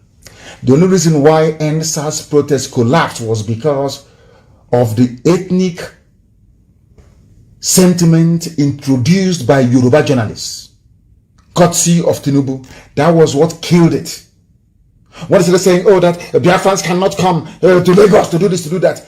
That was when they killed it. NSAS should have solved all the problem of the zoo. If we rise above it, if we rise above tribal considerations, focus our mind to destroy these people that have come to destroy us, believe you me, we are going to succeed. We must rise up at the same time, the same minute, the same second. Our goals are very, very simple. Every instrument of state, every political party apparatus must go down. Once it goes down, the zoo has collapsed. Now, what they will do from Aso Rock is to say, Let us bring the people to negotiate a constitution. That's how it is done everywhere. You must force Fulani to do something. They are not going to do anything on their own. Never, ever, ever. You must compel them. You must force them. How do you compel them? There has to be simultaneous uprising everywhere at the same time in Nigeria. For only 48 hours, believe you me, they will call for the Sovereign National Conference. Because we outnumber the army. And I'm not sure that any stupid soldier is going to come down from Sambisa forest, having escaped death at the hands of Boko Haram, to come back to start shooting people in his village. It's not going to happen. That is how you change things. Not calling for a coup, not calling for impeachment. They can't impeach him. They will not do anything until you do something. That's how this life is. You see, when the revolution happened in England, it was led by Oliver Cromwell. The king of England was saying, oh, God appointed us. We have blue blood. Oliver Cromwell said, I will cut off your head to prove to you that your blood is also red. That was what Oliver Cromwell said to King Charles I. Go and check it. George Washington led the popular revolution in America and said, enough is enough. We want to build a country where all men are born equal. Not this is a viscount, this is a duke, this is an earl, all that rubbish. This is a lord. No, we are all equal. And they built it. Popular resistance, popular revolution. That is what is needed in the Zoological Republic of Nigeria. You must understand that very, very clearly. We must rise up now. We outnumber the police, we outnumber the army. You must understand precisely what I'm saying. We outnumber them. We are more than them. What they have, we have right now. They just can't come and start. All of our people, those in Abuja and Lagos, oh, don't let him burn. Did you see that the soldiers were shooting in Olu today? And also, you know what? Are you aware of that? That who opposed Ademma, the Sadikin Fulani, is the one that brought the war to Imo State. We outnumber them. We must abandon our businesses for 1 or 2 days. We must deal with these people. Only then, I'm telling you the truth, will they call for a Sovereign National Conference to say, what do we do? Until you get to that point, you are merely wasting your time. Writing, protesting. I heard some mothers were protesting about their children that were kidnapped. They went to National Assembly. Even National Assembly cannot get the person in Asorok to speak. So what do you think they can do for you? Nothing. Absolutely nothing. And these are the things you must understand. I want everybody now asking for regime change in Nigeria to understand this. That's why I say that Nigerians are not smart, they're not intelligent, they're very foolish people. I say it all the time without apologies to anyone. Nigerians are naturally very, very foolish. They're very, very stupid. And I'll prove it to you tonight. Since there is doubt, let me put it that way, as to the identity of the man in Asorok, what I expected the likes of Clark to say, the senior advocate of the zoo, is very simple. If you want to change, if you want Fulani to go mad tomorrow, very simple. We do not believe that whoever you have in Asorok is Buhari, since he cannot address us. We need proof that he is Buhari. Believe you me, Nigeria will change within 1 week. When we gave you the expo, when we gave Nigerians the expo to say, only question the identity of the man in Asorok. You have all the proof. You have a little boy today. Tomorrow is a 25-year-old. The next day he's a 40-year-old. Nobody knows. His hands is so fresh. You know he's not Buhari. All of you, you know that. There is hole in his neck. Even to ask the question, why does he have a hole in his neck? And Fulani banditry will stop. Your land that they're seizing will stop. You will leave your IDP camps and you go back home. Only one thing you need to do. Don't ask for impeachment. Don't even do a revolution. Let's even put that to one side. Ask them to bring out that man in Asorok to address the nation, and you have your answers. I'm telling you the truth. You know, God is miraculous. He gave you ways to deal with the Fulani Janjaweed, but all of you messed it up. We told you. All that Clark needs to do is let there be a DNA test to prove that this man is the real Buhari that we know. The old man, the sickly, dying old man that we know, that had a brain tumor. Show us it's him, and Fulani will change overnight. First of all, they'll bring their DSS to grab a few people, which is what they normally do. And the DSS, as you're abducting people, the day we abduct you, I hope you will not cry. Now you're going about abducting people. One day you'll be abducted as well. And when we do, I know that idiots will start acting from Lagos. Our security men, now that your security men are abducting people, you will not see it. But the day they themselves are abducted, you start complaining, you start crying, you start whining all over the place. Simply ask for Buhari to do a live press briefing, or ask for the DNA of the idiot in Asorok, Muhammad, Yusuf Abubakar Muhammad, and the zoo is gone.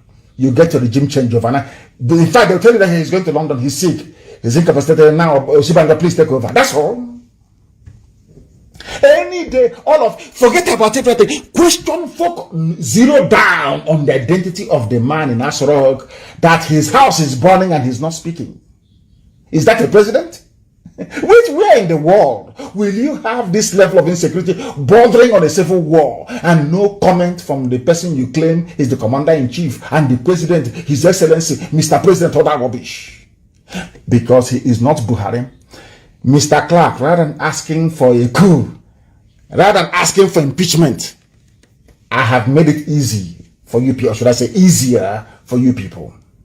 Simply ask for the man in Asorok to come out and prove who he is. And it's over. Game, set, and match. As in chess, those of us that play chess, it's checkmate. It's finished. It's over. Bye-bye. Fulani Janja Buddhism is gone. God gave you that window of opportunity. But Yoruba media, with their greed, and the sophisticated moronic brain, saved the Fulani Janjaweed. Simply ask for the man in Asorok to prove who he is. Why can't he speak? Anybody that knew the old Buhari, do you think that this new Buhari is the same person? Of course, the answer is no. Of course, the answer is no. They say we have uncovered plot to remove Buhari through civil unrest. Yes. Go, I want DSS, the army, and the police. Some of you are illiterates anyway. Just simply go online and Google sitting presidents removed by their people. You will see it there. How was Hosni Mubarak removed from office in Egypt? Is it not by popular uprising? In Romania, popular uprising? Everywhere, popular uprising? Because we are the people. Power belongs to the people. If they do not like what you're doing, you go to hell. But in Africa, they will say, oh, because he's Fulani, he is our turn. If you know it is your turn, it is Fulani, that means we are not supposed to be together in the first place. That means we are different. If every little thing, as they did during the NSAS protest, if every little thing we invoke ethnicity and we invoke tribe, that means ab initio we should not be together. You cannot claim that everybody is a Nigerian. When it comes to solving a Nigerian problem, you now hide under your ethnic group, under your tribe, to seek refuge. You hide under your tribe to seek refuge. It is not going to happen in our time. Ask for the ID of the man in Abuja and the idiot is gone. We have done a lot. IPOB, I commend all of you, all you children of heaven, that the zoo is where it is today is down to the work you've been doing over the years. Sometimes I know we can be very harsh on ourselves, but we have done very well, mind you. We have done very well. Look at what ESN has done in a very short period of time, that even Dave Umahi came out to say that there is no more Mieti Allah in Ebonyi State. You did it. You made it possible. Tenacity, doggedness, and determination. And that's where we are today. We have dissolved the zoo, more or less. And that is why some idiots that have been relegated to the background are doing everything to keep their name in the public domain, even at the risk of sounding like a mad dog. You know, the one animal was making a caricature of himself. Maybe the price of cement has gone up and is making him mad. He cannot finish his hostel. So he came out to talk rubbish to try to keep his name somehow in the public domain. They cannot match our pedigree, our influence, and our reach. They understand that IPOB is the engine driving this very movement towards its natural and inevitable sovereignty. We are the catalyst for every other person rising up to ask for freedom. I will do the word brethren acknowledge that before me. Because of you people, that's why we're doing what we're doing. They said to me. Middle Belt the same. How many days was it I asked Middle Belt to come up and they did?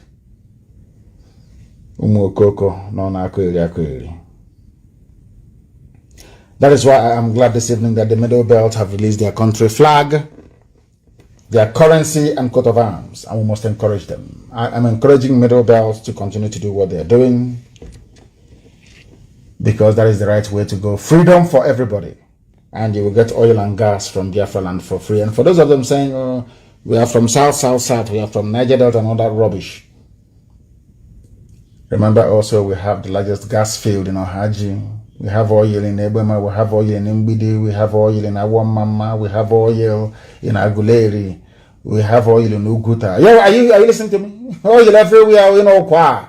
In Abia is so-called Abia State where I come from. There is oil. There's oil in Obaru. In Obaru, if you go to River Niger, you will see oil coming out of the bed of River Niger. You will see it there with your two naked eyes. Because of the janjaweed in the north, I may be talking rubbish. So even the oil we have in Igbo-speaking territory of Biafra alone, we can supply all of you free oil and gas in perpetuity. Middle Belt, you will stand on your own. We are going to dredge River Niger all the way to Lokoja. So you will have free, in fact, we will internationalize River Niger. So you will have free, toll-free shipping all the way to Lokoja, your river port. You have nothing to be afraid of. And everything I'm saying to you, we are going to put down in a treaty. Signed before Israel, USA, Canada, EU, China, and Japan. International treaty. So you will know that we have nothing to hide. We want everybody to be free. Our fight is not about oil and gas. I keep saying that to you all the time. We will give you oil and gas for free. That the very treaty guaranteeing that will be overseen by the international community. So we cannot renege on it. I want you to understand that this very day. That is why the death of the innocent must be avenged. I want to let the army and the police to understand this. If you go about killing innocent people, you're going to die as well. The time and place of your dying, people will choose for you. You will not know. You can be doing your gra-gra in the daytime in a way, eventually you're going to die. I assure you of that. Watch and see. Hope Uzodema will not be there when you're dying. You saw that guy you're doing it over now, shooting gun, they're jumping up and down. The day you will die, Hope Uzodema will not be there. And you would have wasted your life for nothing. And for those of them that want to be noticed, running around, that's the big thing. When they run out of cash, they want to attract attention from Abuja. They start singing. Hey, unknown gunmen came to my house. If you see unknown gunmen, will you stand? Oh dear. Stupidity. Sabo.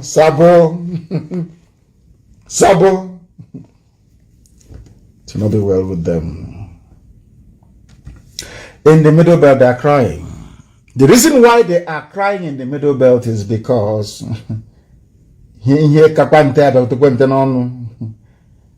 if you have said to Benue people and TV people to be precise, who are crying today that Ojukwu meant well for you, I'm sure today they will say yes.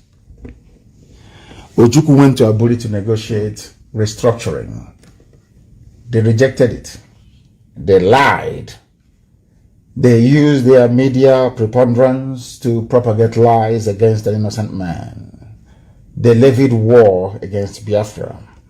The first shot of the war was fired at Gakem. or Gekem to be absolutely precise, and was fired by the Nigerian army.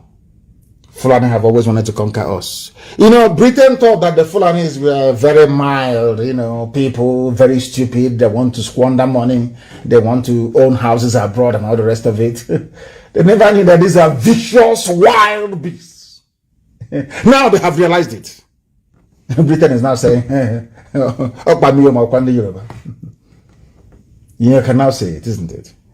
Today, Benue, TV, those that they convinced, Igbo man is your problem, Biafra is your problem, they're the ones who are crying today. Even the first lady of Benue State is crying. Every day, killings in Benue, every blessed day, because they will take it from you. Unless you rise up now to do something.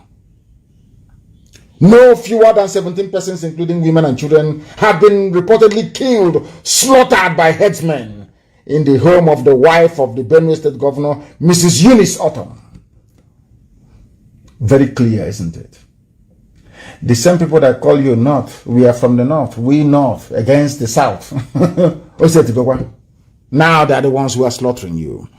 What does that tell you about these people and their mindset? What does that tell you about the way they think and the way they reason? What does that tell you about your new alliances? The alliances you should be forming is with the South. Benue, Middle Belt, you must know this. Your future lies in aligning yourself with Biafra and Oduduwa. Anything else is suicide.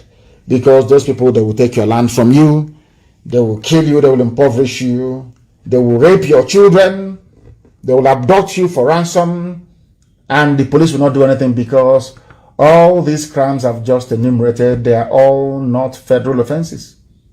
And you don't have state police to arrest them. Do you see how clever the Fulanis are? That is why we must rise up now to challenge them. That is why we must defeat them. All it takes is for all of us to rise up at the same time. If we decide tomorrow night that we're all going to come out on the streets tomorrow, across the Middle Belt and the South, this whole game is over. They will send, in fact, police won't even come because we will kill them. They can't even come. Are they mad? Even Guardian newspaper, the arch-conservative Guardian newspaper of Nigeria, these are the people, one Nigeria, they are the ones eating the money of the zoo from time. So they believe in one Nigeria. They are even asking, and can you believe people are begging their own president they claim they voted for? There is no wisdom in silence. Please, speak up. We are begging you. A whole editorial of Guardian newspaper, the same day that senators are complaining. Let him speak. He cannot speak because he is not Buhari. Guardian newspaper, you people should open your brain. I know that black people are naturally very stupid, but for once reason. He cannot speak. The old Buhari, you don't need to prompt him to speak. He loves talking. This one is Yusuf Abubakar Muhammad, because Jubril contracted corona and ran back to Sudan and is having fun now with all the money he made. Nearly $250 million he made, impersonating Buhari, wearing his mask.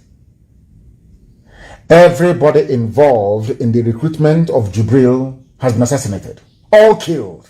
Remember the death of the Nigerian diplomat in Khartoum, in Sudan? There was the man that recruited Jubril al-Sudani.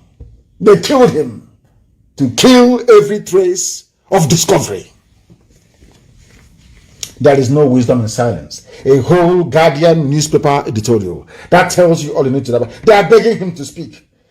Being the head of a representative democracy that requires regular engagement with the electorate, the leader is reasonably expected to talk to and talk with and generally keep in touch with the people through many channels available in this 21st century. In these times, Buhari's silence is no longer golden. He is silent because he's not Buhari. Ndara. That is why he is silent. He is not Buhari. Guardian newspaper editorial board, the person you're writing to is not Buhari and can never speak. Unless they carefully prepare him once, 10-minute speech, once every 6 months. And you people are condoning such nonsense because you allowed these people to exist. You allowed the Fulani to gain the upper hand. Yoruba media, you gave Fulani the upper hand. That is why they are doing what they're doing. The complacency of the middle belt, the likes of Gowon, of Danjuma, keep shouting your one Nigeria as they swallow you up. Keep shouting your one Nigeria, and they will swallow you up. Please come and speak to us. Come and speak to us. The army will never invite Sheikh Gumi, but the army can abduct Fadam Baka. The army cannot go and invite any bandit in the north because it's not on the fence, but the army can summon an Ondo lawyer for saying that 3,400 people are camped in their area to tell you that these people, they planned all these things. Why you Nigerians cannot see it, I don't understand. A legal Mr. Wole Odushola said that there are about 3,000 Fulani men taking shelter inside Okitipupa army barracks. These fighters, they come and they stay in army barracks. He's a lawyer. They stay Fulani.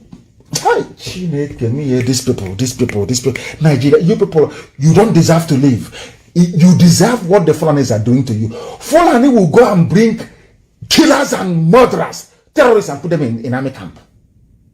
And the army will provide them support. When I told you that the army provides support for Fulani terrorists, you never believed me, but it is here. From a Yoruba man, or from a Biafran. And you know what the army did? The army invited him for arrest. We are going to arrest you. Who asked you to say such a thing in public? That is your one Nigeria for you. And I keep asking everybody, is this the Nigeria you're praying for? Is this the type of place you want your children to be born and to be raised in? These are evil people. These are people who do not even understand the meaning of governance. These people do not have common sense. Their brain is dysfunctional. All they want to do is to conquer you. Look at Middle. For those of you shouting one Nigeria in the south, go to Middle Belt and see what is happening to them. For those of you claiming Nigeria will be better one day, I want you to go to Benue State. I want you to go to Kogi State. I want you to go to Niger State and see what is happening to them before you pray for one Nigeria. The reason why these things are happening to them is because they were interested in one Nigeria. They were. And a whole army barracks is now housing terrorists. And any day we chase those terrorists into the army barracks, they say, oh, they are attacking the army, our security forces, our security services. All of you writing your security services, why don't you blame your army when they are harboring terrorists in their barracks? Why don't you blame them? You will not blame them, but you want to blame those who are blowing the whistle on these animals from the Sahel. Look at how the Fulani Caliphate terrorists, they did not just fall from heaven. It was the likes of El Rufai, the same Fulani politicians that groomed them because they want to remove Jonathan from office. There is no show of force in the north, but in the east, people are being killed. A businessman was killed with a friend in his car in Owerri. I have not heard anybody write any condemnation or condemnatory statement against the army in Owerri. No one. But any day that is revenge attack by a non-gunman on these people, you start writing your rubbish. Now that this man has been killed with his friend, for not that he's a businessman in his car, they shot him dead. Tomorrow now, when an army or police officer is shot dead, you start talking rubbish as usual, talking nonsense. But nobody is talking about this innocent man that has been killed. The zoo is the way it is today because of people from the south encouraging evil that the Fulani people have been doing. As if it won't stop there. Because now we have risen up to pick up arms. I'm saying it live so that the whole world can hear me. We have picked up arms to defend our land against Fulani terrorists. We are no longer going to turn the other cheek for you to slap us. No. Before you even finish, if you raise your hand to slap us, we'll slap you 2 times already. Now they want to control firearms coming into the country. And do you know who they appointed to control the firearms? A Fulani man. So Fulani will simply take the firearms from you and give it to Mietiala to continue killing you. They said that their president, Yusuf Abubakar Muhammad of aka Muhammadu Buhari, has approved the establishment of a National Center for the Control of Small Arms and Light Weapons. And who is going to head it? Hey, Nigeria and federal character. I remember when they used to torment Jonathan on federal character. You implement federal character. You're no longer following federal character. Yoruba media was busy pushing Jonathan. I don't know why the Yoruba media are afraid of Hausa. Sorry, I do apologize to Hausa. Afraid of Fulani people anyway. Yoruba editors, why are you afraid of Fulani? You wretched, lily-livered cowards. Why are you afraid of Fulani? Under Jonathan, you are writing junk, all manner of rubbish. Yoruba pastors every day preaching against Jonathan, coming out and having rallies. All of a sudden, you can no longer have rally under your fearful Fulani masters. You're cowering like a wretched coward that you are, all of them. Thank God for the young men and women of Oduduwa land. They have risen up. They're the ones I have respect for. And of course, Paya Adebanjo. The rest I have no regard for them. Look at Yoruba pastors, what they were doing. You build 10 billion people auditorium, collecting money to speak the truth to power. You cannot do it. You cannot do it. And you call yourselves men of God. You are not men of God. You are men of Lucifer. You are men of the devil. The Jesus Christ that you claim you emulating. Being a Christian means being a follower of Christ. I'm speaking now to Yoruba mega pastors because they are thieves. They are criminals. I'm saying it live on air. You know me, I don't give a toss. I speak the truth. Always. Yoruba pastors and their media are evil. Yoruba pastors, I want to teach you the Bible because you don't know the Bible. I want you to refer back to your Bible. I don't have the exact verse, no, whatever, but I want you to go back to your Bible. Yoruba pastors, the mega pastors. Not the man on House on the Rock, oh. Not, is it Adefrati? Is it Adefrati? He's called Adefrashin. I don't know his name. I am exempting the pastor of the House on the Rock.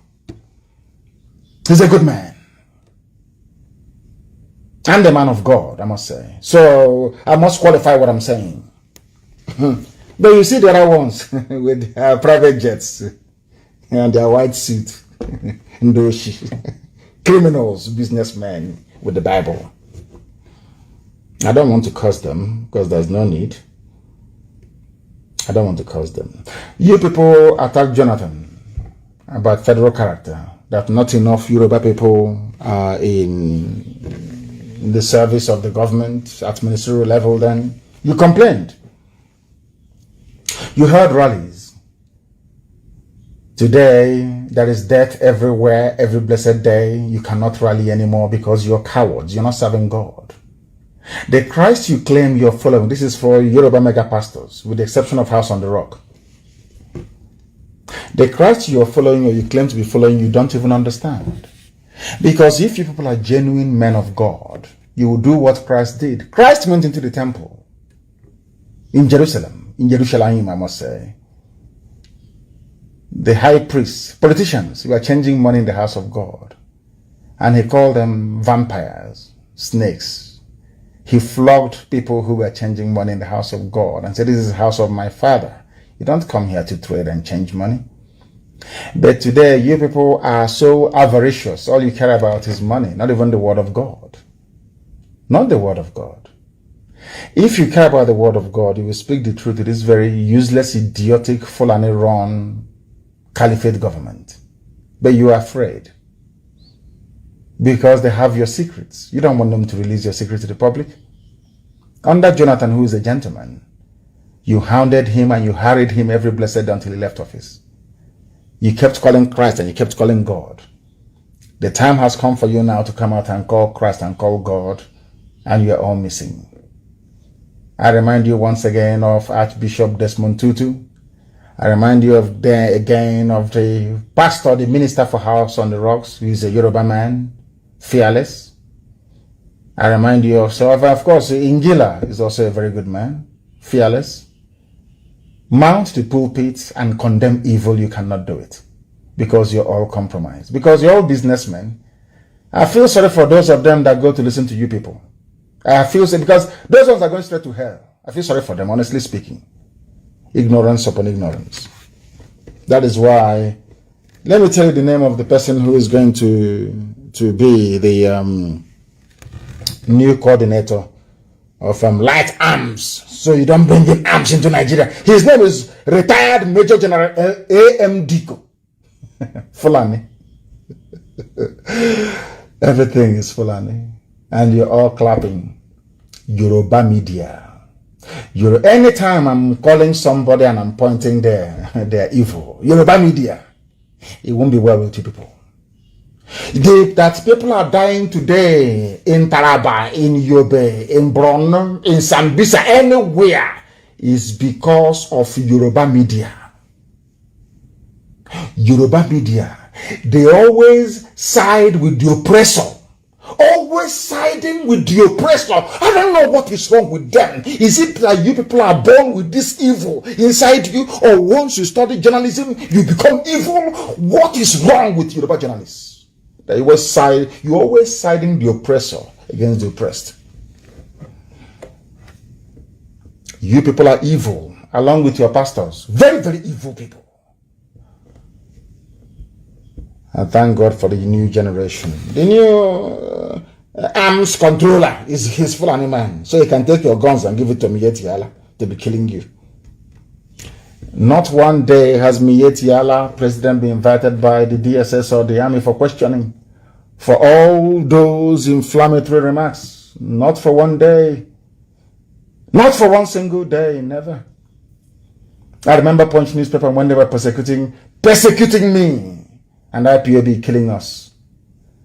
The editor of the Punch newspaper never referred to Buhari then as a major general. It was only when a Yoruba man was illegally arrested that they changed. And the Punch newspaper editor wants me to think that we are all Nigerians. She work for one Nigeria.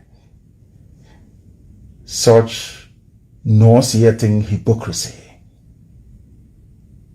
Hypocrisy. That is why the zoo is the way it is. That is why you have no running water, you have no good roads, you have no light. Because it is the duty of the journalists to wake up the consciousness of the people, to teach the people what their rights should be. It is not happening.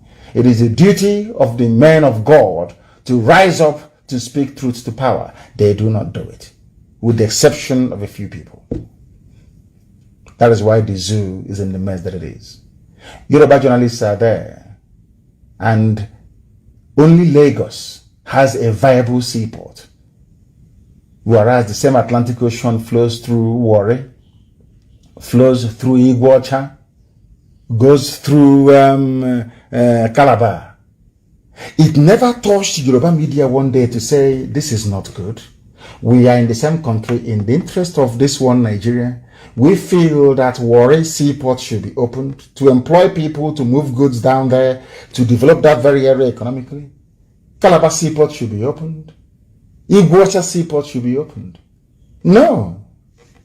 I mean, and I wonder, but you claim you're a Nigerian. Others are Nigerians as well. But it never occurred to any of them to say, let us use this power and influence we have to change this obnoxious policy. And who destroyed the economy of the South? It's Obasanjo who did it. Let me leave it there for now. I will do a very special program one day. Bandits threaten to kill students abducted at a Kaduna private university. Who are the bandits? They are Fulani people. They kidnapped Christians mostly and are slaughtering them as we speak. And you wake up tomorrow morning and you say you're a Nigerian. And you have pastors who are more concerned about tithes and offering than praying for these very hapless victims of one Nigeria. I don't call it, they're not victims of banditry. They are victims of one Nigeria. And all of you who over the years have been promoting one Nigeria, I blame all of you. You are responsible for this. Because had you people held the Fulani to account by insisting on devolution of power, no matter what, you say to hell, devolution of power, this nonsense won't be happening. But you are black people, I don't blame you. You have no soul and you have no conscience. You have no empathy. What concerns other people is of little or no consequence to you. And that is why black people are poor. Our wickedness and evil is second to none. Second to none. Everybody in Nigeria understands that there is only one simple solution to the problem of Nigeria. It is dissolution. They know it very well. But because they think that Nnamdi Kanu will not honor his words, he will not give us oil and gas for free. Please let us continue in this one Nigeria. And I have said it many times. All the minorities in the north will be taken care of. Once Biafra becomes free, it gives us the impetus and the platform from which we can save you from Fulani emasculation and destruction. If Nigeria continues the way it is right now, Fulani will overrun the whole of the Middle Belt. I'm telling you, TV Nation will come under attack. Bachama is gone, Birom is gone, all these people are gone. Only TV is standing strong right now as we speak. And to an extent, Jukun. If we allow Nigeria to continue, because the number of Fulani influx, these terrorists is limitless. They have a huge number of people to come in, and the attraction is oil and gas. They have seen how wretched, poorly educated Fulani people are living large on the proceeds of oil and gas. That's something I need to remind Wike, of course, and all those who stupidly call themselves Niger Delta. The Fulanis come in, they kidnap, they make more money than the state government does in the south, and they return to wherever they came from. These are the things that must guide your thinking, and that is why Nigeria must end. As I said a few days ago, Nigeria must be dissolved. Let everybody go back to where they come from. If they now wish to come back together to form a country or whatever, that is entirely their business. Let the people decide. That's all we are saying. Let the people decide. There is no need calling for a coup, for somebody to take over a government. No, not at all. Call for popular uprising and ask the army not to open fire. That's all. Even the army understands if they open fire, they are dead. University students being abducted every blessed day. And all a pastor is interested in his tithes and offerings. Very, very sad indeed. I don't blame these kids who are being kidnapped. I blame those that wish to sustain one Nigeria. And as they are kidnapping people, I don't even want to be talking about the spread of insecurities that you have across the zoo. 13 more people are killed as armed headers. No longer armed Fulani terrorists, but armed headers attack Benue community. Benue is under attack and under siege. The sooner they reach an agreement with us, the better for them. So we can move ESN there to checkmate them. We know how to fight them. In Ebonyi State, we did it very well, which is just neighboring Benue State. They should come out openly to ask for the help of ESN, and we'll go there and make sure we drive away these vagabonds. That's what we need to do. People are dying every blessed day. Every blessed day right across the zoo. And you know the solution. The solution is dissolution. The solution to Nigeria is dissolution. Once you do that, everybody will be free. There's no need of ranting and writing rubbish every blessed day. It doesn't solve anything. Fulani wouldn't understand that. The killings can happen in Benue, not in our land.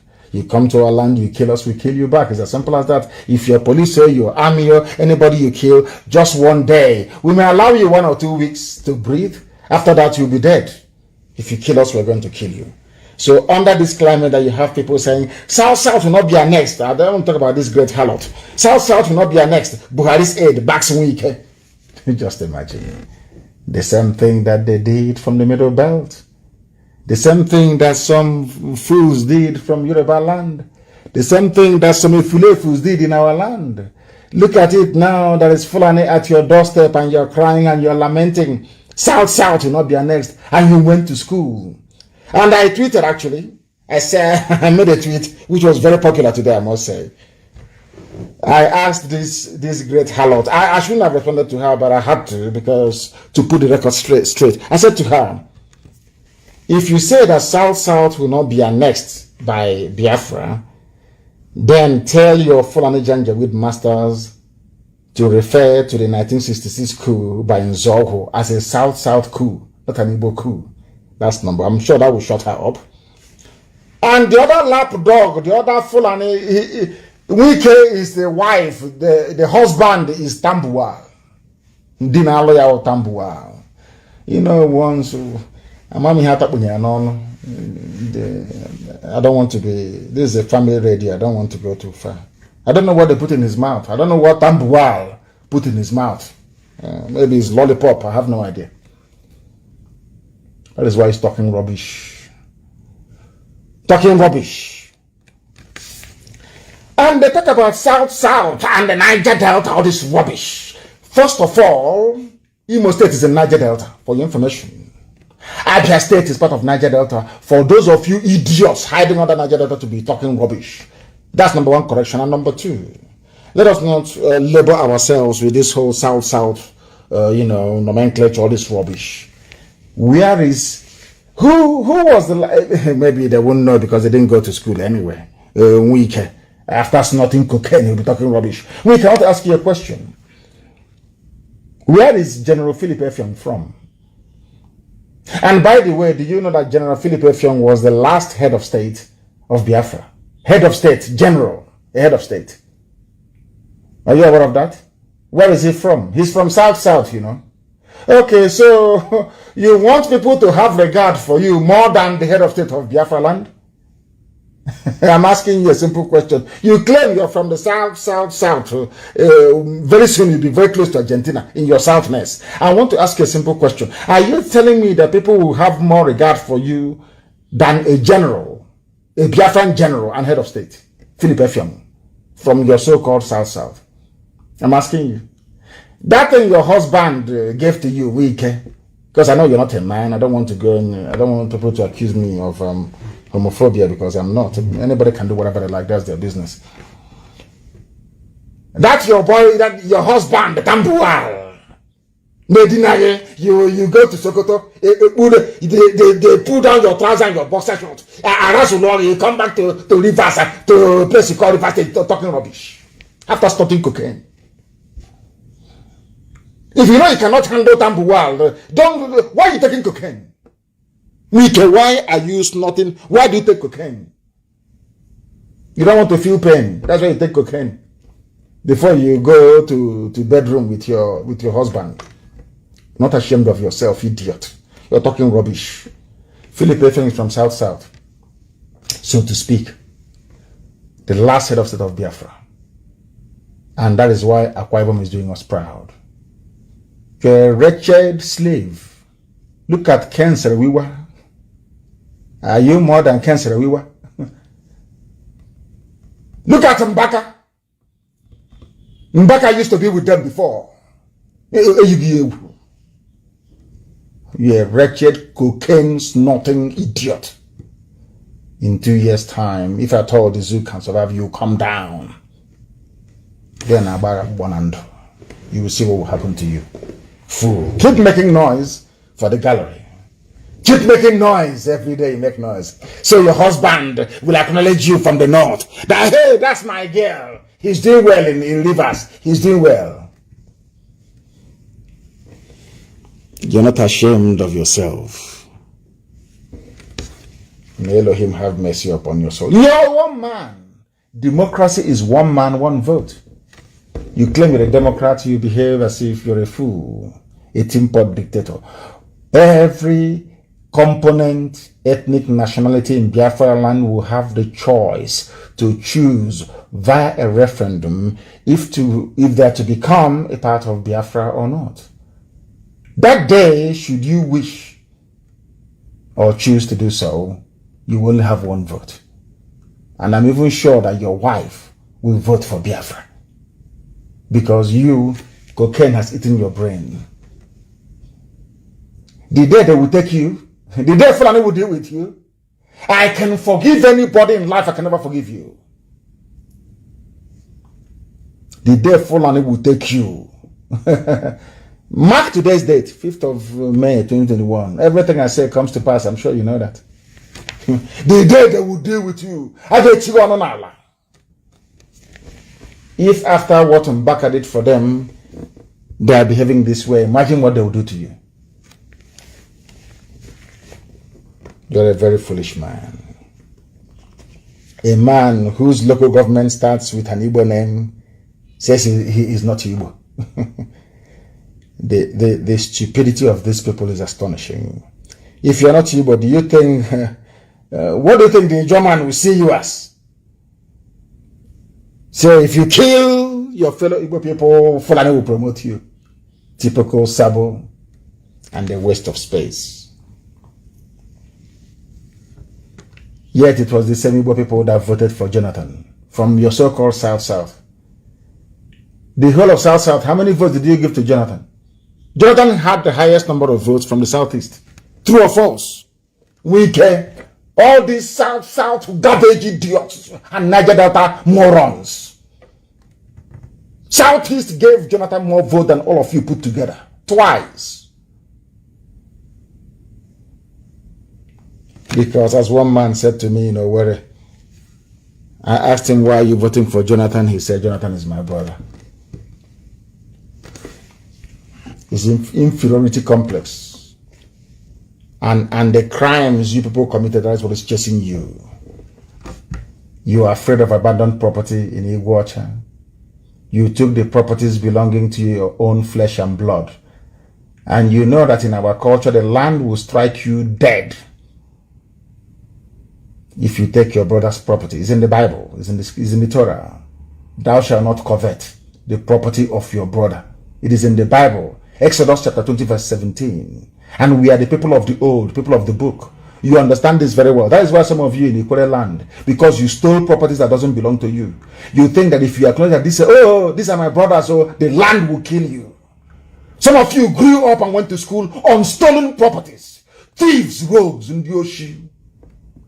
That is why you're saying, I'm not Igbo. Because you were trained with money stolen from your own flesh and blood. You should be ashamed of yourselves. That is why you say you're not Igbo. Because you know the land will kill you. As somebody said, it's only in the zoo that the more you educate them, the more foolish they become. The most unstable people in the world are Nigerians. Even their pastors are even more confused. Their politicians, they have no solutions to anything. Their chiefs and their emirs are just watching and pleading for allocation. The more you enlighten them, the more confused they become. After all these years, they can't even tell that Buhari is dead. That's how foolish your average Nigerian is. That is why the problem of Nigeria cannot be solved. Because Nigerians have refused to reason.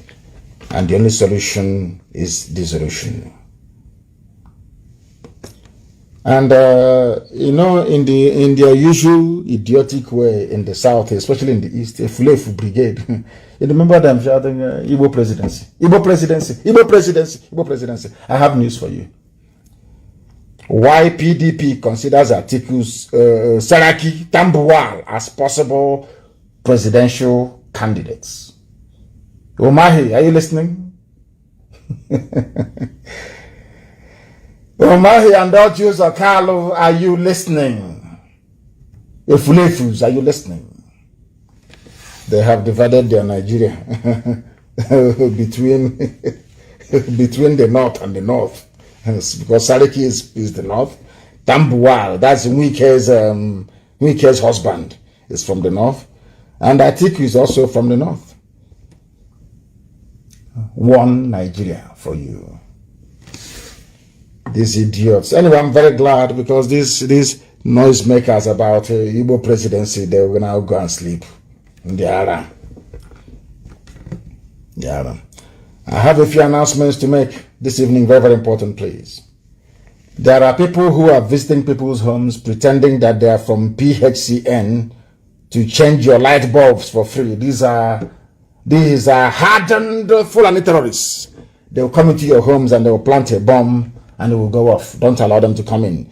They will pretend they are from the PHCN, usually 3 or 4 of them. They will come into your homes, they will plant mini sticker bombs at your houses, and it will blow up and kill you and your family. Please alert all your neighbors not to allow anybody claiming they're from PHCN to access your property, please.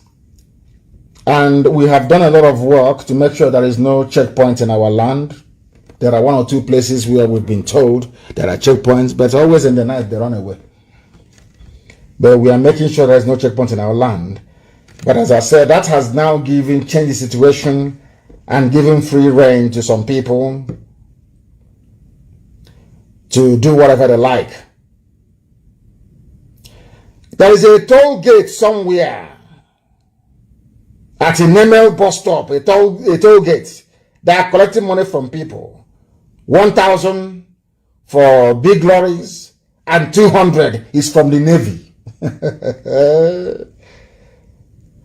At NNAMDI'S bus stop, Navy, Madam Mount checkpoint, close road, collecting money. Before you start crying and feeling sorry for them, tell them to dismantle the roadblock at NNAMDI'S junction. Ask them to dismantle the roadblock, and I'm asking the governor of Anambra State to ensure that this happens within the next 2 days. Dismantle that roadblock. I don't want any Navy, Air Force, or any roadblock. I do not want it. Very, very important, please, that you remember this and do something about it immediately. Newi community or Newi town, they formed a vigilante group. That vigilante must be allowed to function in Newi. Because people who are capitalizing on the absence of Nigeria police, that of course they've been driven away. As I said, no checkpoints, I don't want it.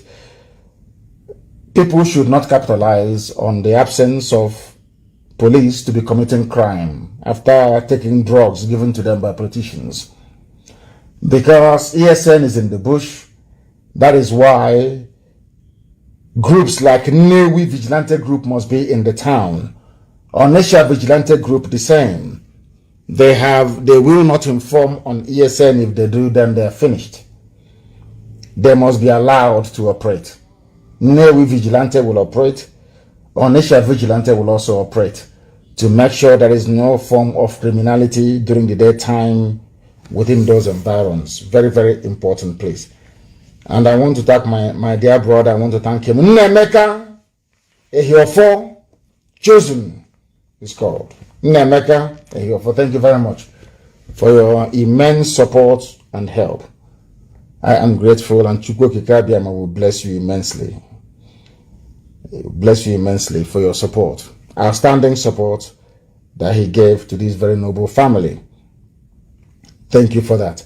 And on that note, we have come to the end of our program today. And by way of outro, I don't know how I'm going to get it, but I will try to see if I can play this very tune. This is a song put together in a tribute to the late gallant commander Ikonso, and I want to play it tonight. I want to play it tonight as an outro. I will not play our national anthem. I want to play it tonight. I want to play tonight that very song itself. Please, wherever you are, you must be very, very vigilant. You must be very, very vigilant. Very, very vigilant. Please. Because they are abducting, they are killing, and as I said before, the time is coming very, very close when every able-bodied man and woman will enter into the nearest bush to make sure that we kill all these people, because they are killing us right now. They are killing us right now. They are killing us right now. Once again, I thank you all for listening. And as always, here on Radio Biafra is our hallowed platform where Biafra means the whole world to us. It means the whole world to us. Biafra to some people may mean something different, but to us, it is more than the pursuit of sovereignty. When people ask me these days, what is your religion? I tell them my religion is Biafran. It is the religion of the ancients, the religion of my forefathers. They worshipped Almighty Chukwu Kikabia Mabinigwe, and that is the God I'm going to worship. And that is the God that I worship. I don't worship idol. Here on Radio Biafra is where we worship Elohim. Nimemwone Ezioku. Because only God Almighty in heaven, Chukwu Kikabia, is our God. From me, from here, it is good evening. And I know wherever Ikonso is, he is watching and listening to us. Biafra's Got Talent exclusive. Ikonso, Ikonso, Ikonso, la nudo, Ikonso. Ikonso, the very great and powerful. Ikonso, the chalice of God, the holy prayer himself.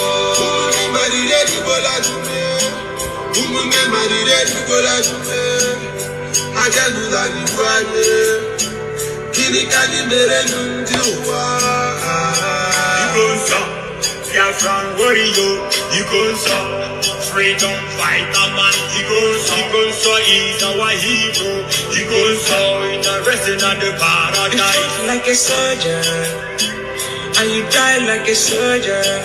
You never betrayed our motherland. Your legacy lives on.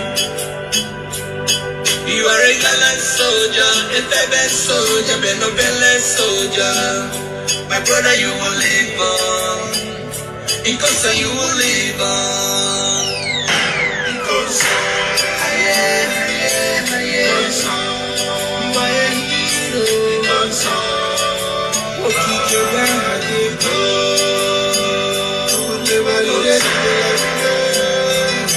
Ikonso,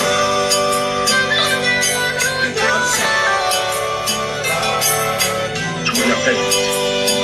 because it is appointed unto man to die only but once. It is the way you die. It is the way you receive the same of man. The sudden death is unbearable. I feel the pain from my inner mouth. You just have to say goodbye, my hero.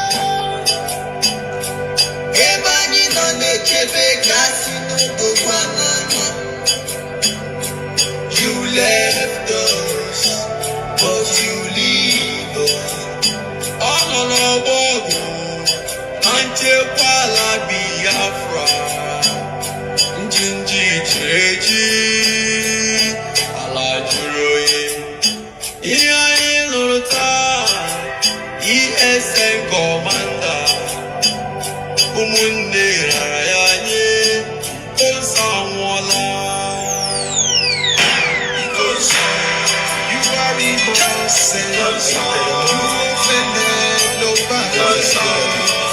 They choose to be you.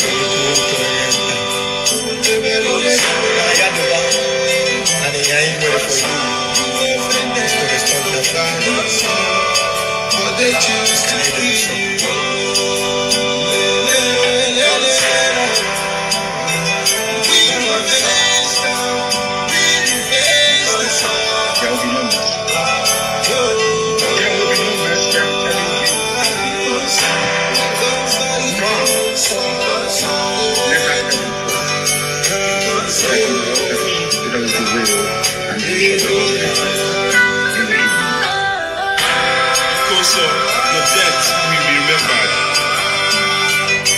Ikonso, you are a hero. As Biafrans mourn you, the whole world mourns you too.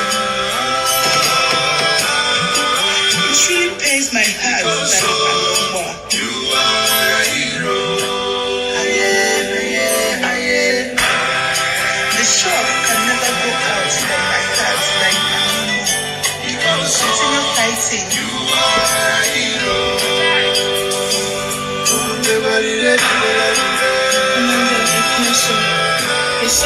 Jesus will never be forgotten.